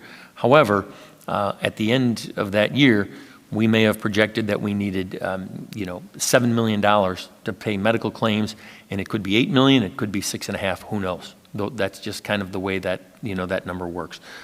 Which again, we try to be reasonable in terms of what we develop with those numbers, but it's a well-educated guess anyway. Let's put it that way. And that one is one that has some volatility to it as well. Supplies, purchase services. Again, we're kind of looking at those moving around from 1% to 2% annually, moving up 1% to 2% annually going forward. And then we also have the out-of-district tuition line as well, which we'd be looking at that kind of going up annually about 1%. And then the history of the district is such that the capital outlay expense, whether that be for building renovations, technology, capital equipment, any of those items, we've adjusted that annually to fit the budget. So there are years, if you go back, where there's more expense in those line items, and then there's less expense in those line items. In addition to that, the district has used, back in the 16-17 year, the district had used fund balance for some of those projects as well, which certainly could be an option, going forward also. Any questions on any of those assumptions? Again, these are the major assumptions here, and some of these are going to change, that we know. But based on what we think is reasonably conservative, again, we think we're in a good position with these going forward. Any questions on any of those? Brian, you say you do this every March timeframe. Yeah. The biggest purpose of doing this 5-year projection is what? So the biggest purpose for this is simply to say, as we begin budgeting for the next year, let's take a look at, again, what we know right now. Let's project that out 5 years. And let's see what the trajectory, the financial trajectory of the district is. What you wouldn't want to see would be if the trajectory suggests that, well, look, you're starting to potentially deficit spend for your operating expenses, right? You don't want to see that. And you'd want to know that that's a potential here coming up, maybe 2 or 3 years up the road, because you'd want to start making some adjustments to say, look, we don't want to do this. That's not how we want to operate. So really, that's the purpose of this. Again, at this moment in time, this is our best look at it. Gotcha. It also allows us as well to look at going forward, assuming that some of these things actually do happen the way we suggest, that, what are the funding sources for other projects in the district and that sort of thing. So again, if there's any addition of new personnel for next year, that's not included in here right now. So if the district chooses to add, 5 FTE for next year, and again, I'm just making a number up off the top of my head, those salaries have to go in here. They're not in here right now. And so we have to continue to evolve this as we go. Okay? So let's go on to page 60, which is actually the projection itself. And let me kind of take you through exactly what is here. And so if you look at column A, you're going to see, beginning on line 12, you're going to see the major, matter of fact, this is all of our sources of revenue here that we would project going forward. There's nothing that's left out, okay? So on line 12, and again, if you were following this across, you have the 5 years of actual history, so beginning in the 17-18 school year, going all the way through the 21-22 school year. Those are actual numbers. Those come from our audited financial statements, our annual financial reports, and so you have actual numbers there. Then as you go to the current budget, those numbers tie out to exactly what we're going to have in our amended budget coming up. And again, the change there is that corporate personal property replacement tax number in the amended budget. And so, again, those numbers tie out to exactly what we'll have in that amended budget. And then we begin the projection moving forward, okay? And so, again, for that property tax revenue number, what we look at for the projection were those 2 5% increases, then the 2.5, and then a 1.8 and a 1.8 going forward. Right? And so those are the numbers going across. If you look at, for example, on column Q, so for FY24, we would expect $78.6 million of property taxes to the district. And so that number then follows all the way through. And again, that line item is just property taxes. Going down to line 13, there's our corporate personal property replacement taxes. And again, you look at that history, and you see something there, FY18, 2.9, then 3.2, then 3.5, and then we start going up rather dramatically from there for those numbers. And so then we have a projection of moving forward where we think we're going to be. Again, this may be a little more conservative than what it actually may be, yet it also, I will tell you today, we actually received a payment from the state that was half of what last year's payment was.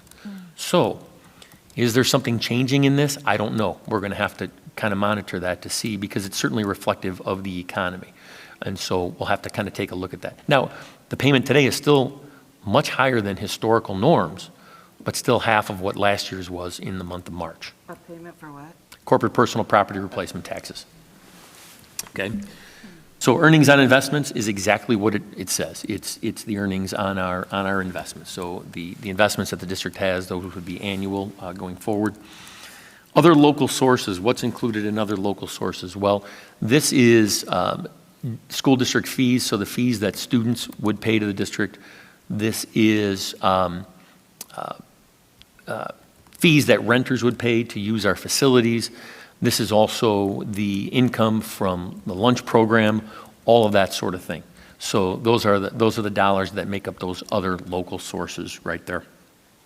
The evidence-based funding formula is what used to be the general state aid, and that is now what they call the evidence-based funding formula. And so that particular number for us pretty much is stable going forward, and you won't see many changes there. The state aid categorical, those are reimbursements from the state for transportation, mainly for transportation, and for some of our special education. And so those are reimbursements from the state for those expenses. And then finally, federal aid, those are the grants that we typically use, the title grants, as well as our IDEA grant, which again, IDEA is specifically for special education. And so really when you look at what the district has here, as far as increases go to, what we think we're going to see, it really relies, the district relies heavily on our property taxes. We've known that for a long time. The other sources, there are not large increases in those sources at all. Again, let's go across that line why do I have the corporate personal property replacement taxes in red? because I'm kind of unsure of where those are going at this point, right? And so I've dropped it down from where we think, from what we are right now, and it could even drop down further than that. Maybe it returns to those historical norms. I don't know, but that's why I have it highlighted there for something for us to take a look at and be cautious of, keeping an eye on where that's going from this point forward. Also in the revenue sources, I have you'll note that in the current budget, I have the federal and the state aid categorical highlighted. And the reason I do is because there's $2 million of federal money in there that normally does not exist. That was our ESSER money that we utilized for adding the air conditioning at South Campus and here in the field house. And then also there is $1 million of state grant money that is in the state categorical line item that's going to come out next year. So when you look at those and you say, well, there's $2.7 million in state money this year, there's $3.7 million in federal money this year, why are those going down so dramatically in the following year? That's why. So that $3 million of grant money is a one-time influx, and then we're done with that. And then that's how it returns to those sort of historical norms there that you see that we've had. Any questions on the revenue side of this at all? Ryan, I know I've probably asked this before, but how often then do we expect to receive those payments, those CPRT? Those are paid throughout the year. Okay. And let me give you an example. So we typically receive a payment in July and August. There's not one in September. There's one in October. There's not one in November. Then we have December, January, nothing in February, and then March, April, and May. And since I have the history up right here, our payment last year in March was $1,533,000. Our payment in March of this year was $842,000. So as I had mentioned, it's interesting to see that. Now again, that $842,000 is still much higher than historical norms. When we typically would average prior to last year about $200,000 in the month of March. So we're still much higher than that. Yet, it's interesting to see that it's coming down from the prior year. So again, something to keep an eye on as we go forward. And then, as I think I said, we'll also receive a payment in April and May. Brian, just in terms of revenue, and I can see this, but I just wanted to make sure I'm seeing it correctly and that others are aware. There's no what I would call infrequently occurring revenue sources included in this 5-year look, and this, so no bond issuance or bond sale, for example, or anything else that would be out of the normal course. And then also, you're not asking for a vote. I know you're still going to go through the expense side, and I'm not trying to right, sure, to limit that, but there's no vote on this. This is an indication of where things could possibly go based on, like you said, what you know now, and applying some growth rates. Very normal kind of 5-year long-range plan budget process that we even see in the corporate world. That's right. There's nothing, the revenues that you see here are what we would look at historically as our normal operating revenues. Right. So these are part of our annual budget, part of our annual forecasting. There's nothing additional here in terms of what you see, normal operating revenues. Okay? Sure. And there's no vote on this. There is no vote on this. This is just simply an informational piece so that we, again, it's really an exercise more for myself than anything, so I can kind of keep an eye on where we're going and what I need to look at, going forward. And if there's something that we need to bring to the board's attention to say, look, there's some concern here, right? And there's not, but that's what the purpose of that, again, is. Well, it gives us information if we want to, if we have projects that we do want to go into our fund balances, or if we do plan to. Absolutely. To add extra FTEs. Correct. We have a sense of what that all looks like and where we're going with it. So I think it's not just for your exercise. I appreciate it, but Sure. It's important for us as well. Yeah. Okay, if there's no other questions on the revenue, we'll just briefly go through the expenditure side, okay? And again, all of these line items, starting with line 24, salaries, these are all broken out on our budget. They're broken out by what we call object codes, right? And so I didn't put the object codes on here, but salaries are 100s, benefits are 200s, purchase services 300, so on down the line. But you can see those on our budget form. They're all broken out there, and they're broken out by these same titled categories. And so salaries are literally just that. This is a combination of the salaries from our education fund and from our O&M fund. So they include all of the certified, non-certified salaries, administration, all of that is all included in here, and then the salaries from the building and grounds fund as well. So, again, they're all wound up into this one number just to give you that idea of what the total really is. Employee benefits on line 25. So this includes the medical, dental insurance, vision insurance, all of that. That also includes IMRF payments, the Illinois Municipal Retirement Fund, which is the pension for non-certified staff. It includes payments to the teacher retirement system for the state of Illinois, which is the pension system for the certified staff. It also includes the district's obligations to Medicare and Social Security. And so those are all wound up into that employee benefits line. Line 26 is purchase services. So what makes up purchase services? Well, anytime we purchase something that we have nothing tangible when it's all said and done. And what I mean by that is, for example, the transportation contract. So the contract with our transportation company. And we have two of those because we have one for regular ed, one for special ed. Those purchase services, those would be part of that. Also, the contract with our food service. So that's what we're purchasing with just some general idea in terms of what purchase services are. What about LADSI? LADSI is also in purchase services. That is correct. So then we go into supplies. Literally, supplies are just what they say they are. Textbooks, paper, anything that we would purchase that's tangible with smaller, dollar amounts attached to it, okay? That also includes building and grounds, so all the supplies that the building and grounds, group uses annually, whether that's chlorine for the pools, that's cleaning supplies, so on down the line, soap for the sinks, all of that.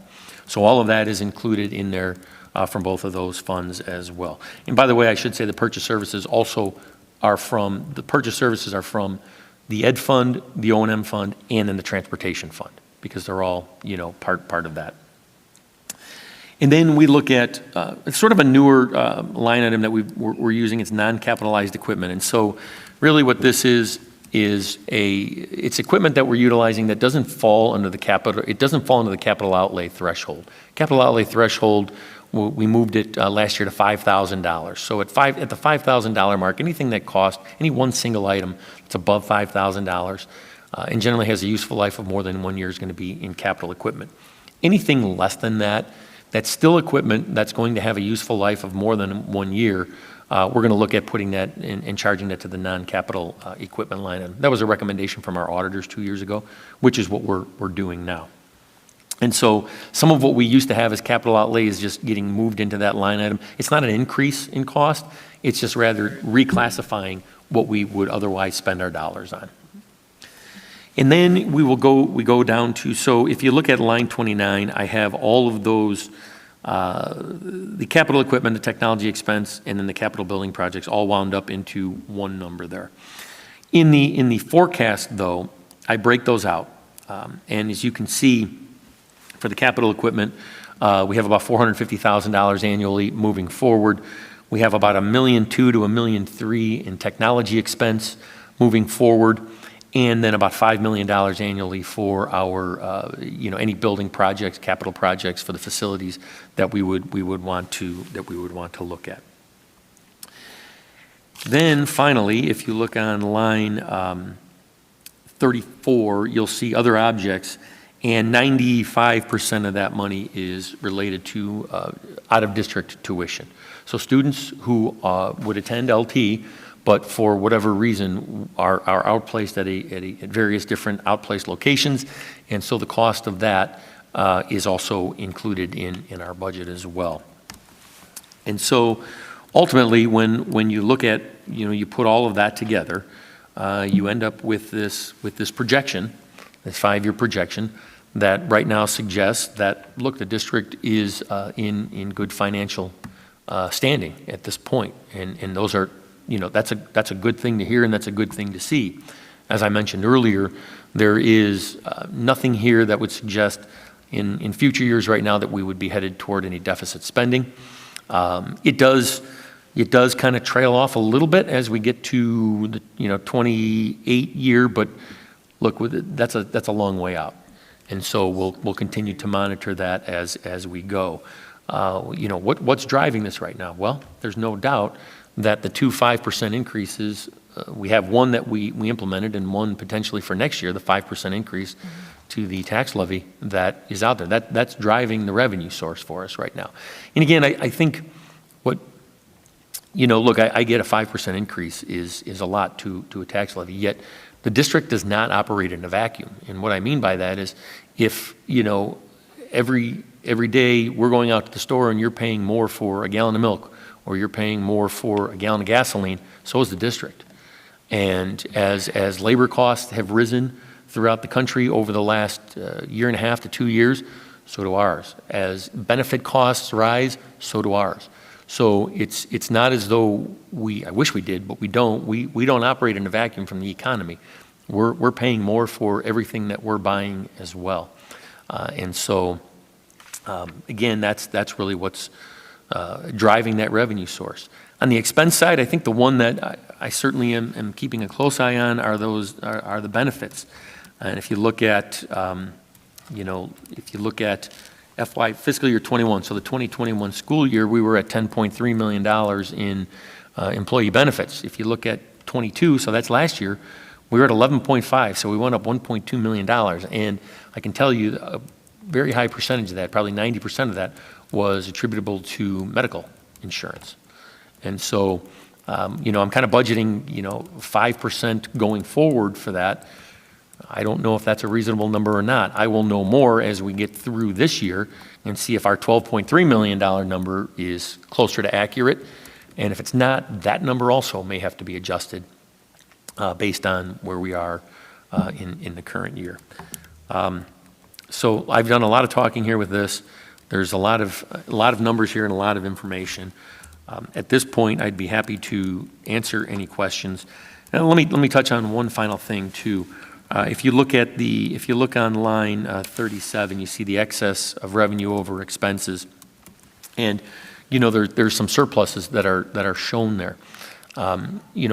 Again, those numbers that we see there, it's not the intent of the district to continue to run up surpluses every year. In fact, if those come to fruition, those are dollars amounts that as we add them. Again, adding them to our fund balance, we can utilize some of those for some projects as well. You certainly wouldn't want to look into adding salaries to spend those down, because you do that so long and then you start to run out of money and you say, well, what programs now that we like are we going to get rid of, right? So we don't want to do that. So oftentimes a good use of that fund balance is for capital projects, renovations, whatever it might be that we're looking at. And so, again, the purpose is not to say, look, we're running up fund balances, but I could certainly have put in there numbers to adjust those projects. Instead of $5 million across the board, I could have put those in there and wiped those out. And then we'd be looking at saying, okay, well, yeah, we're gonna do all these projects, and we're not gonna, put any of this money in the reserves. The reality of that happening also is not, to say, well, we're going to do $7 million of work in a summer, it gets pretty tough to do that as well. And so let's keep in mind, too, that those numbers are based on the fact that these CPPRT numbers are still here. If we drop back to a historical norm of, let's call it $3.5 million, you're taking out $2.5 million of revenue. And as that happens, your surplus drops down, because you're now using some more of those other dollars to pay for those operating expenses.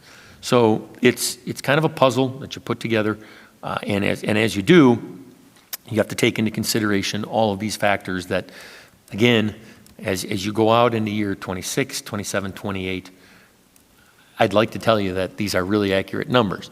Based on what we know right now, okay, we think they are. I gave you an example earlier of one that 2 years later, I would never have told you that we would have budgeted that amount, and here we are. Right. Is there any, will those ever stable, will the personal property tax Are we going to get to a point where it's more predictable? Or are we just going to, I mean, we'll accept these highs, right? I mean, that's Right. wonderful, but at the same time, Yeah. I mean, it would be nice to dedicate some more expenditures to some of the things that we want to tackle if we had, a stronger level of confidence in those Correct. numbers. Yes. So it is troublesome. So it's troublesome, like you said, we'll take the money while it's there. So ultimately, what corporate personal property replacement tax is, literally, it's corporations in the state of Illinois that they pay 2.5% annually on their net income in the state of Illinois. There's also partnerships, trusts, S corporations, they pay 1.5% on their net income in the state of Illinois. And so it really is a function of the economy. And so to say, yeah, we're going to ever be able to say, here's the actual number, what ends up happening is the Illinois Department of Revenue gives us an estimate, usually the last week in August, somewhere in that area. And even their estimate sometimes is accurate and sometimes it's not. So again, they're just kind of looking at the trend, looking at some of those other factors that are involved, but it's certainly tied to the economy. And as the economy goes, so do these numbers. But I mean, from 18 to 21, it was very consistent. Yes. Much more consistent. Yeah, there was some fluctuation. I mean, in 18, we were, 2.9, and then we were 3.2, 3.5. So yeah, there was certainly some closer numbers. And if you went back historically, you would see they were all of those numbers. I don't know if you go back maybe 10 years even prior to that. I'm sure they were all pretty similar. Not exactly, but pretty similar. So like you said, we'll take the money while it's available, and we'll have to continue to monitor it going forward. And continue to monitor and also decide what the levers might be to utilize some of it while we have the high. I mean, as we get a sense of whether or not these numbers are, how close they are going to be to actual, what runs through my mind then with the lead times and the supply issues and everything that we're experiencing and getting some of our projects done, coupled with all the challenges to get our projects done because we have to have the schools open on time and so forth. I'm thinking, okay, if we are going to allocate more of this money, what does that mean in terms of when we need to start looking at bids and, all of that? It would back it up severely. Sure, and the issue with saying, what we're going to have in a current year, again, we received that estimate from the Illinois Department of Revenue in late August of that year. So at that particular point, it's not going to become part of the projects for that year. Right. You'd be looking at that money, allocating that really into the following year based on what your surplus was from the prior year. Right. And so that's kind of how that one would work. Yeah, I mean, again, it's great to have that, but I'm looking at the creep of the fund balances, and to your point, that's not ultimately what we want to see. Sure. Yeah, and absolutely. And we have some projects that we've talked about coming up in '24. And so based on how we finish up this coming year, certainly some of those dollars could be utilized to fund some of the projects we have for '24 or some additional pieces that we have in '24. Although I will tell you, some of the projects we've talked about for '24, they're not one summer kinds of projects. They're going to be a couple of years, multiple years, maybe 2 to 3 years. But nonetheless, we can continue to utilize those dollars for those projects. Dawn, I'm super happy to hear you say that. Because I love to see the numbers that the CPPR, I always get that wrong, but the PRT is giving us. I love to see those numbers. I know that those could go any which way in the future, but they have given us a bump.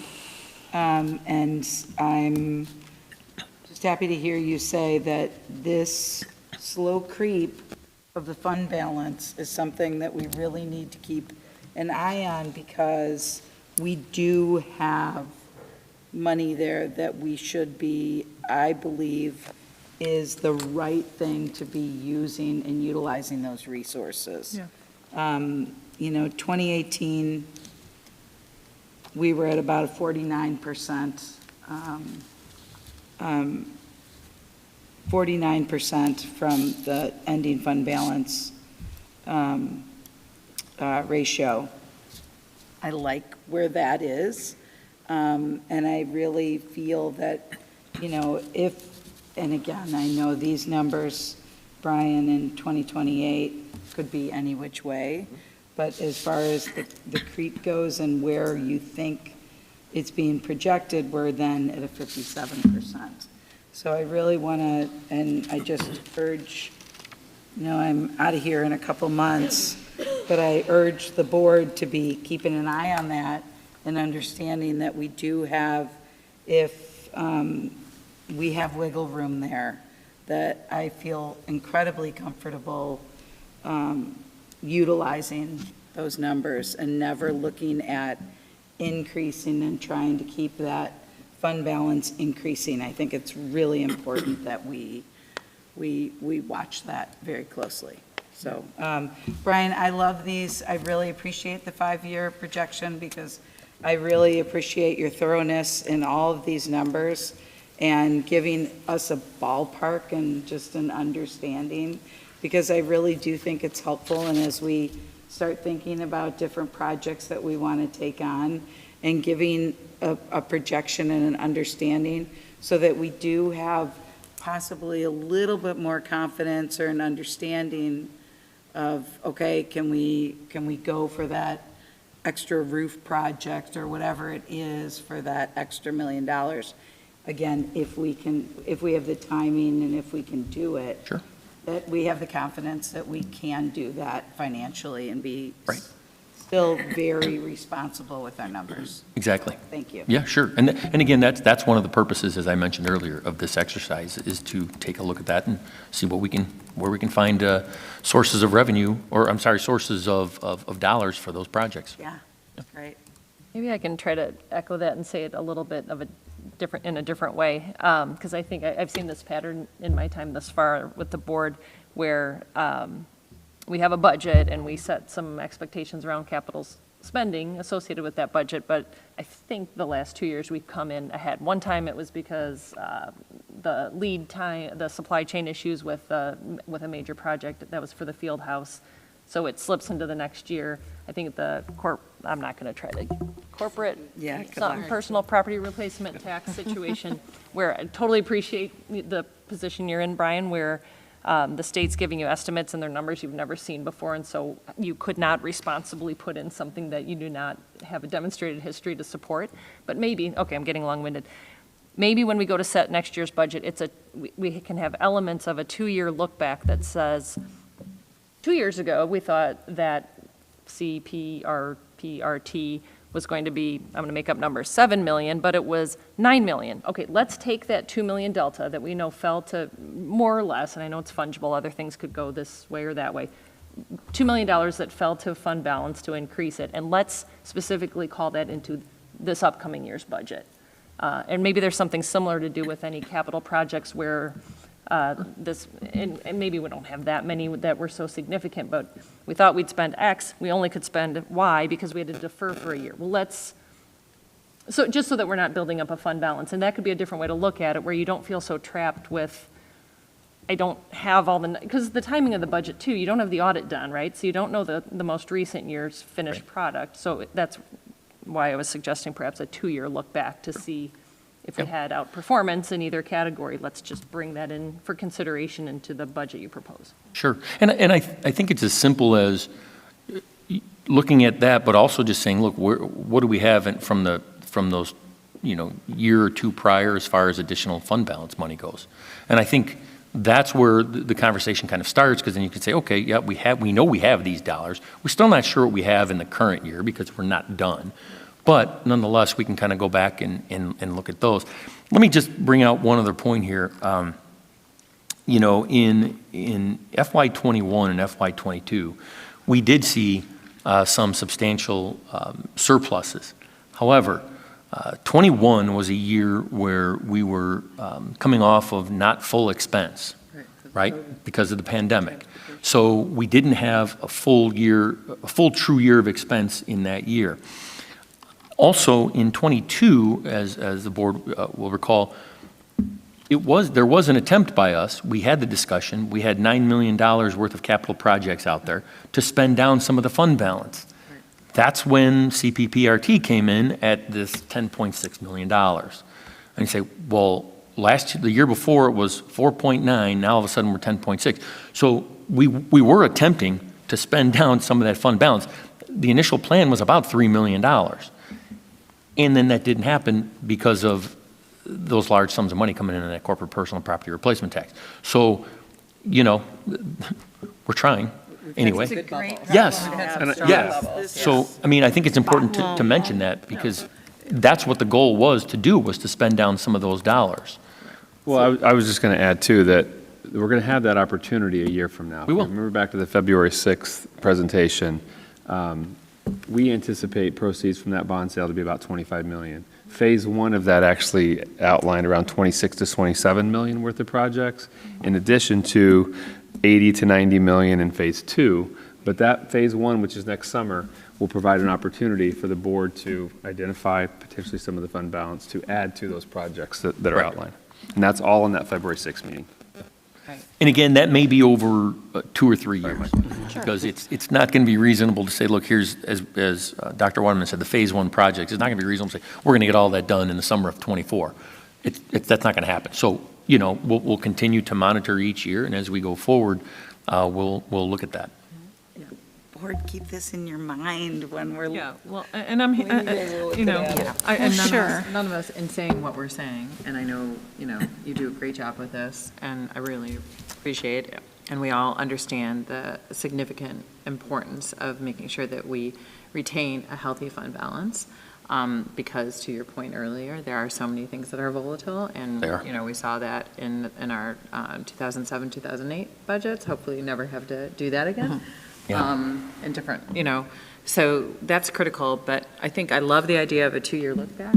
I love the idea of kind of calling out and highlighting what that delta has been to understand how we can affect that, especially given that our planning is so, we've got such a significant timeline with planning. Sure. So, yeah, it is important. I don't think we'll lose sight of it, and it's just a matter of where we put when we decide to look at that 2-year, that delta and put it into play. So we have done that. Yes. We've done that the last couple of years. Yes. And I think we're going to, I'm hearing commitment that we're going to continue to do that. Yes. And again, you know, we still have unknowns out there. So that, you know, our teacher contract is still, is a major unknown. Right. It's really the largest annual expense to the district. And so I will provide some updated, revised look at this after we get to a point where we're settling the contract. That being said, I will also be using this as we're going through, as we're talking, to determine, does that make sense? Do these numbers make sense in that we can afford this going forward for the next 2, 3, 4, 5 years, whatever that looks like? Or do we want to, you know, not have, you know, these dollars, that large sums of dollars going like that? So I'll give you an updated look at this. And I think there's going to be some change to this as we go forward. Thanks, Brian. You're welcome. Thank you. Welcome.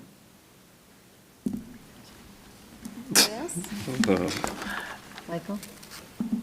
Just to reiterate that the capital expenditure funds or expenses that are in here are just based upon the regular, normal course of maintenance throughout the year. It has nothing to do with any huge swings of any additional revenue coming through. That's correct. Good point, yeah. Yeah, well, and even the bond sale monies that we're talking about, nothing, you don't even have that reflected in here. No, and in fact, what would end up happening with that is we'll put the FY24 budget together in August and September of '23.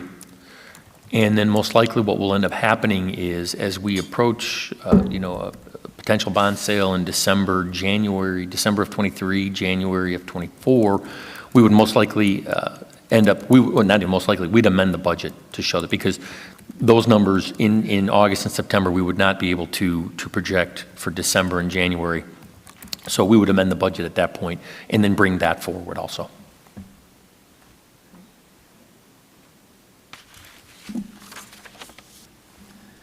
And just to add that we have our facilities plan out there as well that has the total projected amount that is for all projects that are needed within the district that is outlined in the facilities plan. That's right. Around 110 to 130 million. I think about 130, if I remember off the top of my head. Yeah. A range of 110 to 130. Right. That's all in the packet from February Right. 6th. Yep. Any additional questions? Okay. Thank you. All right. Great. Moving on. Next up, we have Human Resources, the 2023-2024 staffing proposal. Mr. Piotrowski and Dr. Owens. Thank you very much, President Dillon. On page 60 of the board materials, we do have a proposal to continue the expansion of our student services delivery model. As you may recall from previous years, we began this process of increasing staffing within student services by way of increasing counselors, which we have already begun and actually completed last year. And we spoke at the time about increasing social work services at the grade level with further expansion to come. At this time, this is the recommendation that we are moving forward. I will turn it over to Dr. Owens to talk about the specifics. Thanks, Ed. So on page 61 includes the memo that has some familiar information beginning, I guess back, 4 years ago, when I started talking about the need for expansion within student services to provide our students with more counselors and social work staff in order to meet the needs that we have. And so our goals remain the same, making sure that we're legally compliant in all areas in which we're required to be. That's really speaking about Section 504 plans and child find, meaning that we have our eye on any student who is struggling to do well in school for any reason. And then again, looking at, similar to what I spoke about earlier in terms of training staff, but making sure that we've got all of those four-year, the curriculum and counseling scope and sequence, that we are sticking with that and making sure that our students are ready to make their post-secondary plans and leave LT having a great plan so that they can enter into the workforce, enter into college, whatever it is they so choose. The other big piece of our shift and our expansion has been ensuring that we can get away from having a reactive model of services to more proactive. So meaning that the offices are not just trying to survive every day and get through what's coming through the door and students having crises or emergencies, but rather making sure we've got a lot of great Tier 1 and Tier 2 programming in place so that we can proactively address students and then add some supports as students need, but so that not everything is at crisis level before we're able to address it. So thank you again so much for the support that we've received over the past years to bring this model to where we are at tonight with our final part of the proposal for this. As you can see in page 62, I lost the page, the four boxes kind of show that progression and what we've done. So it was a combination of looking at resources we already had and reallocating and then adding some additional resources. I tried to portray that with the different colors, hopefully that makes any sense. But so moving our student support counselors is what we called them prior to entering into the pandemic when I became the division chair for student services. We had student support counselors that had a really, I'd say, ill-defined role, and we wanted to make sure that there was equity among our counselors in terms of how many students they were expected to be working with, and we wanted to make sure that our students were getting great service. So we took those school counselors and shifted them into grade level teams. We knew for that year it was going to be not the perfect balance of 4 across, but we used our college and career counselor who works closely with our seniors to kind of round out that team with the hope that we would be able to add that 4th. And with support here, we were able to add a 4th counselor, so we are now at 4 grade level counselors. With that proposal, at the time, we were able to increase our part-time social worker to full-time, which helped with our social work services, no doubt. And then we were able to add an assistant division chair and a Section 504 or 504 coordinator, which has certainly helped us to get into compliance with 504 plans and make sure that everything we're doing is in accordance with the law and making sure that students and families are getting the support they need, the plans are up to date, there are meetings happening, and that we're able to review those plans annually and reassess them triannually. So moving into next year, our hope is to round out our social work team, and that would bring us to 2 social workers per grade level. What you see is that we currently have We've got our 6 social workers, and so we've got 3 at each campus. And what we'd like to do is add an additional 1.0 FTE social worker. And then we currently have a social worker, Nikia Wilson, right now, who is working solely in our special education department, and she is assigned to 2 specific programs. And we'd like to move her into the grade level counseling realm, just so that we can use all of our social workers to provide services to all of our students and reduce those ratios. All of our social workers currently work with special education students. They all carry students on their caseloads that receive special education supports. The way Nikia's job was originally drafted, and this predates my 17 years at LT, was very specific to a need within special education. But student needs have changed, program needs have changed. We're looking at that completely differently. And so we think it's a real benefit to the whole school and to our social workers to have that really robust social work team.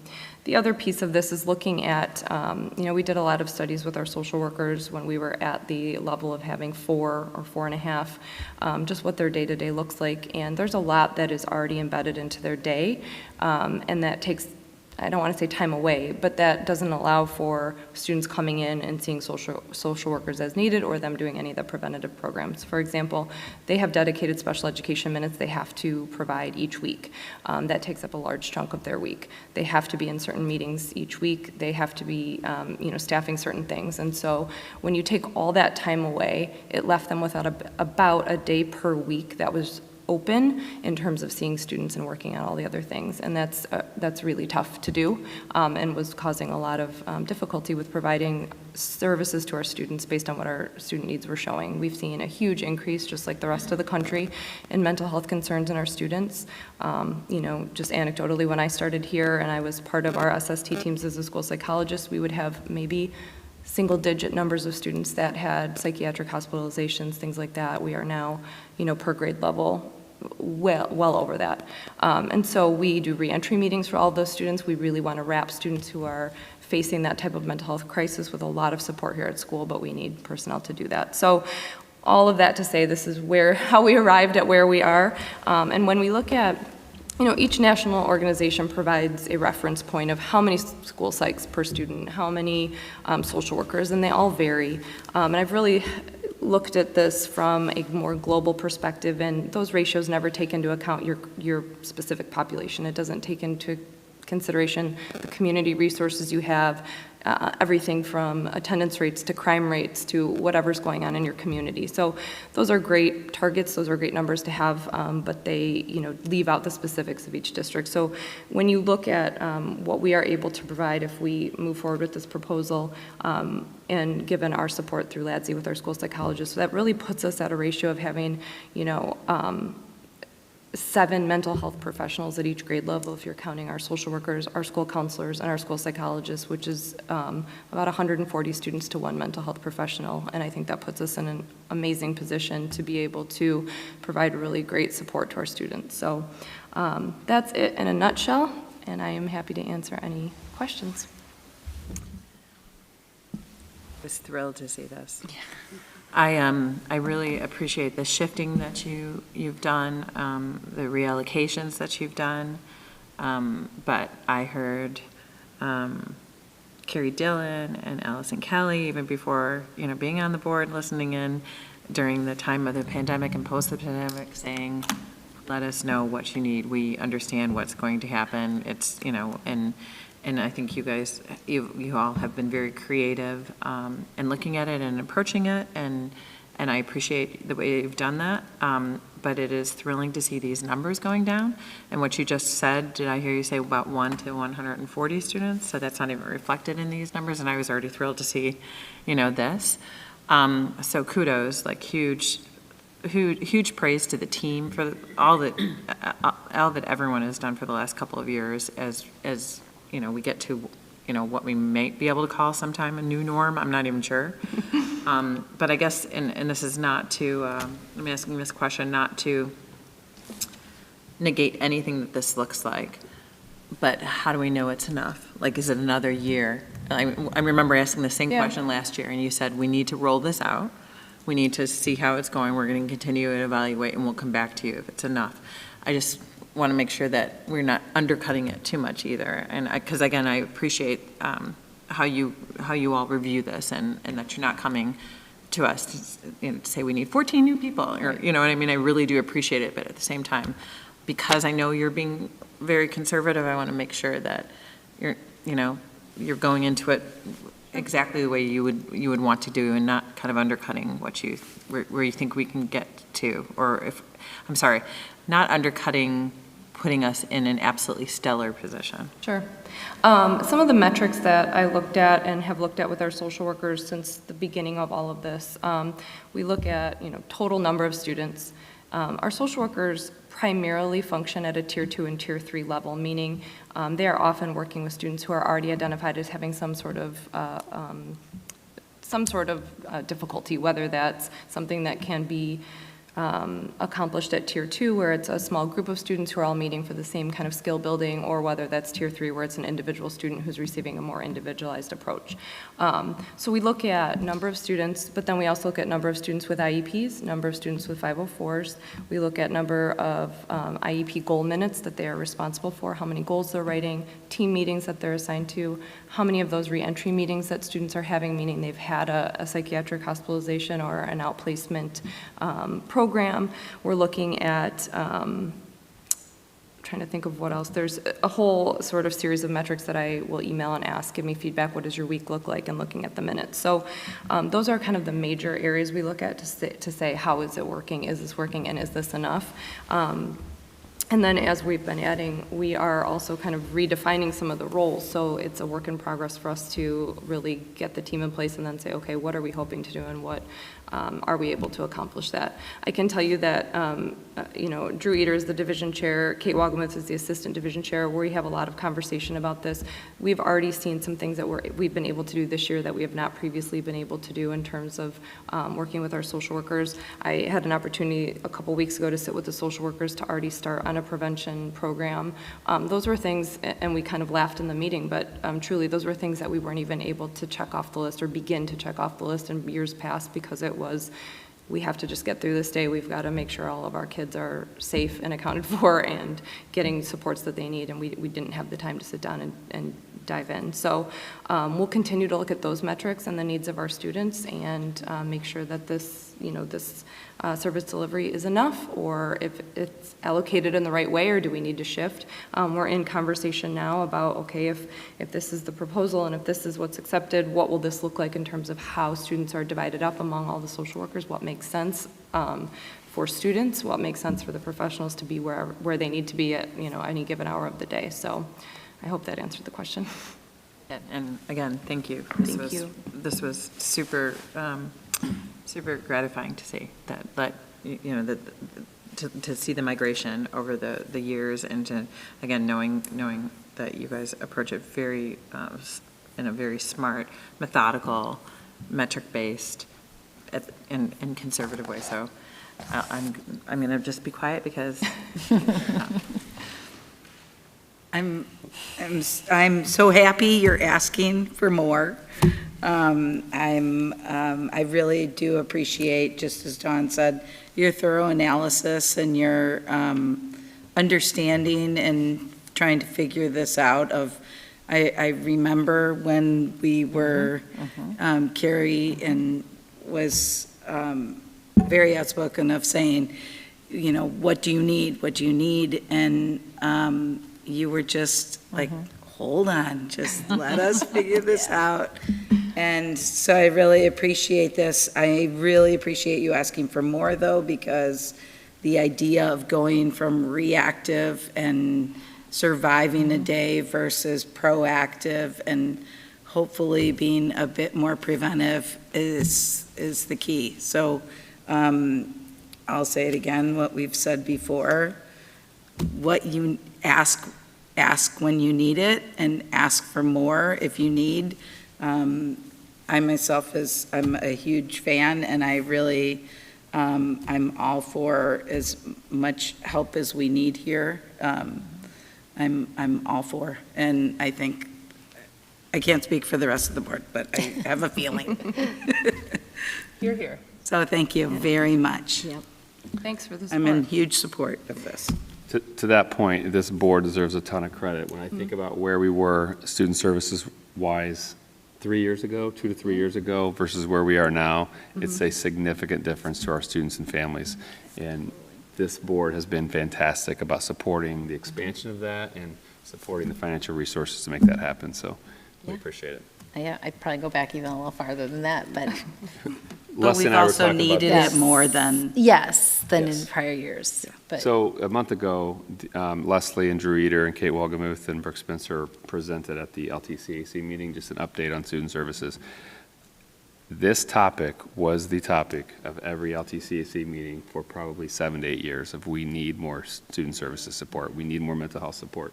And to see it coming to fruition is really exciting. The feedback we received, and I know Shelley gave that, but I said to Brian, I'm like, what a change. I mean, I had been on the CAC, and I wasn't in student services at the time, but, you know, there was some tension there, and we need more, and to be at a table where families were feeling like they're getting a much higher level of service and giving us some really great suggestions for ways we can continue to improve. It was such a cool meeting, and it really just brought it full circle. So just to echo Brian, I feel so grateful to be at a school district that supports student services in this way. It can be an easy area to not pay attention to, and so just really grateful for the support, and I know our students and families are grateful too. it's really part of the fact that that support system is really what enables our students to be able to learn and to achieve and then to be successful, and we have to do it. So I feel like you are in that role that was like, you've just really, elevated the need and the desire, and back to what Dawn had also said, the methodical approach, the thoughtful reflection on those changes and stuff, and to the rest of your team too for weighing in on how that could look and really thinking of creative solutions of how to do this and how to approach our students' needs. And I'm super excited, and I'm hearing good things too from the community. I've heard from a lot of other people with students who have 504 or other special needs, and they're like, they have noticed a marked difference in that approach, that being able to be so proactive has made such a big difference. And it really could change our students' lives and give them so much opportunities beyond what they take away from here after their 4 years. So thank you for doing that. So this would actually come back to the regular action meeting. We would have to do a vote to approve it. Right. On March 20th. So Yep. that would be the next step. Just one additional thing, I love that you brought this on National School Social Worker Day. I wish we were voting on it today. Yeah, oh, you're right. You're right, yeah. But please, please, hopefully, I don't know if Andrew's here, but please tell all the counselors and the social workers how grateful and valued they are, and that we appreciate all that you're doing and all that they are doing every day for our kids. Absolutely, I will share that. Thank you so much. All right. That's it. All right, that sounds good, guys. I guess that concludes our meeting for tonight. And I have a motion to adjourn. So moved. Second. All in favor? Aye. Thanks, everyone. Have a great week. Good night.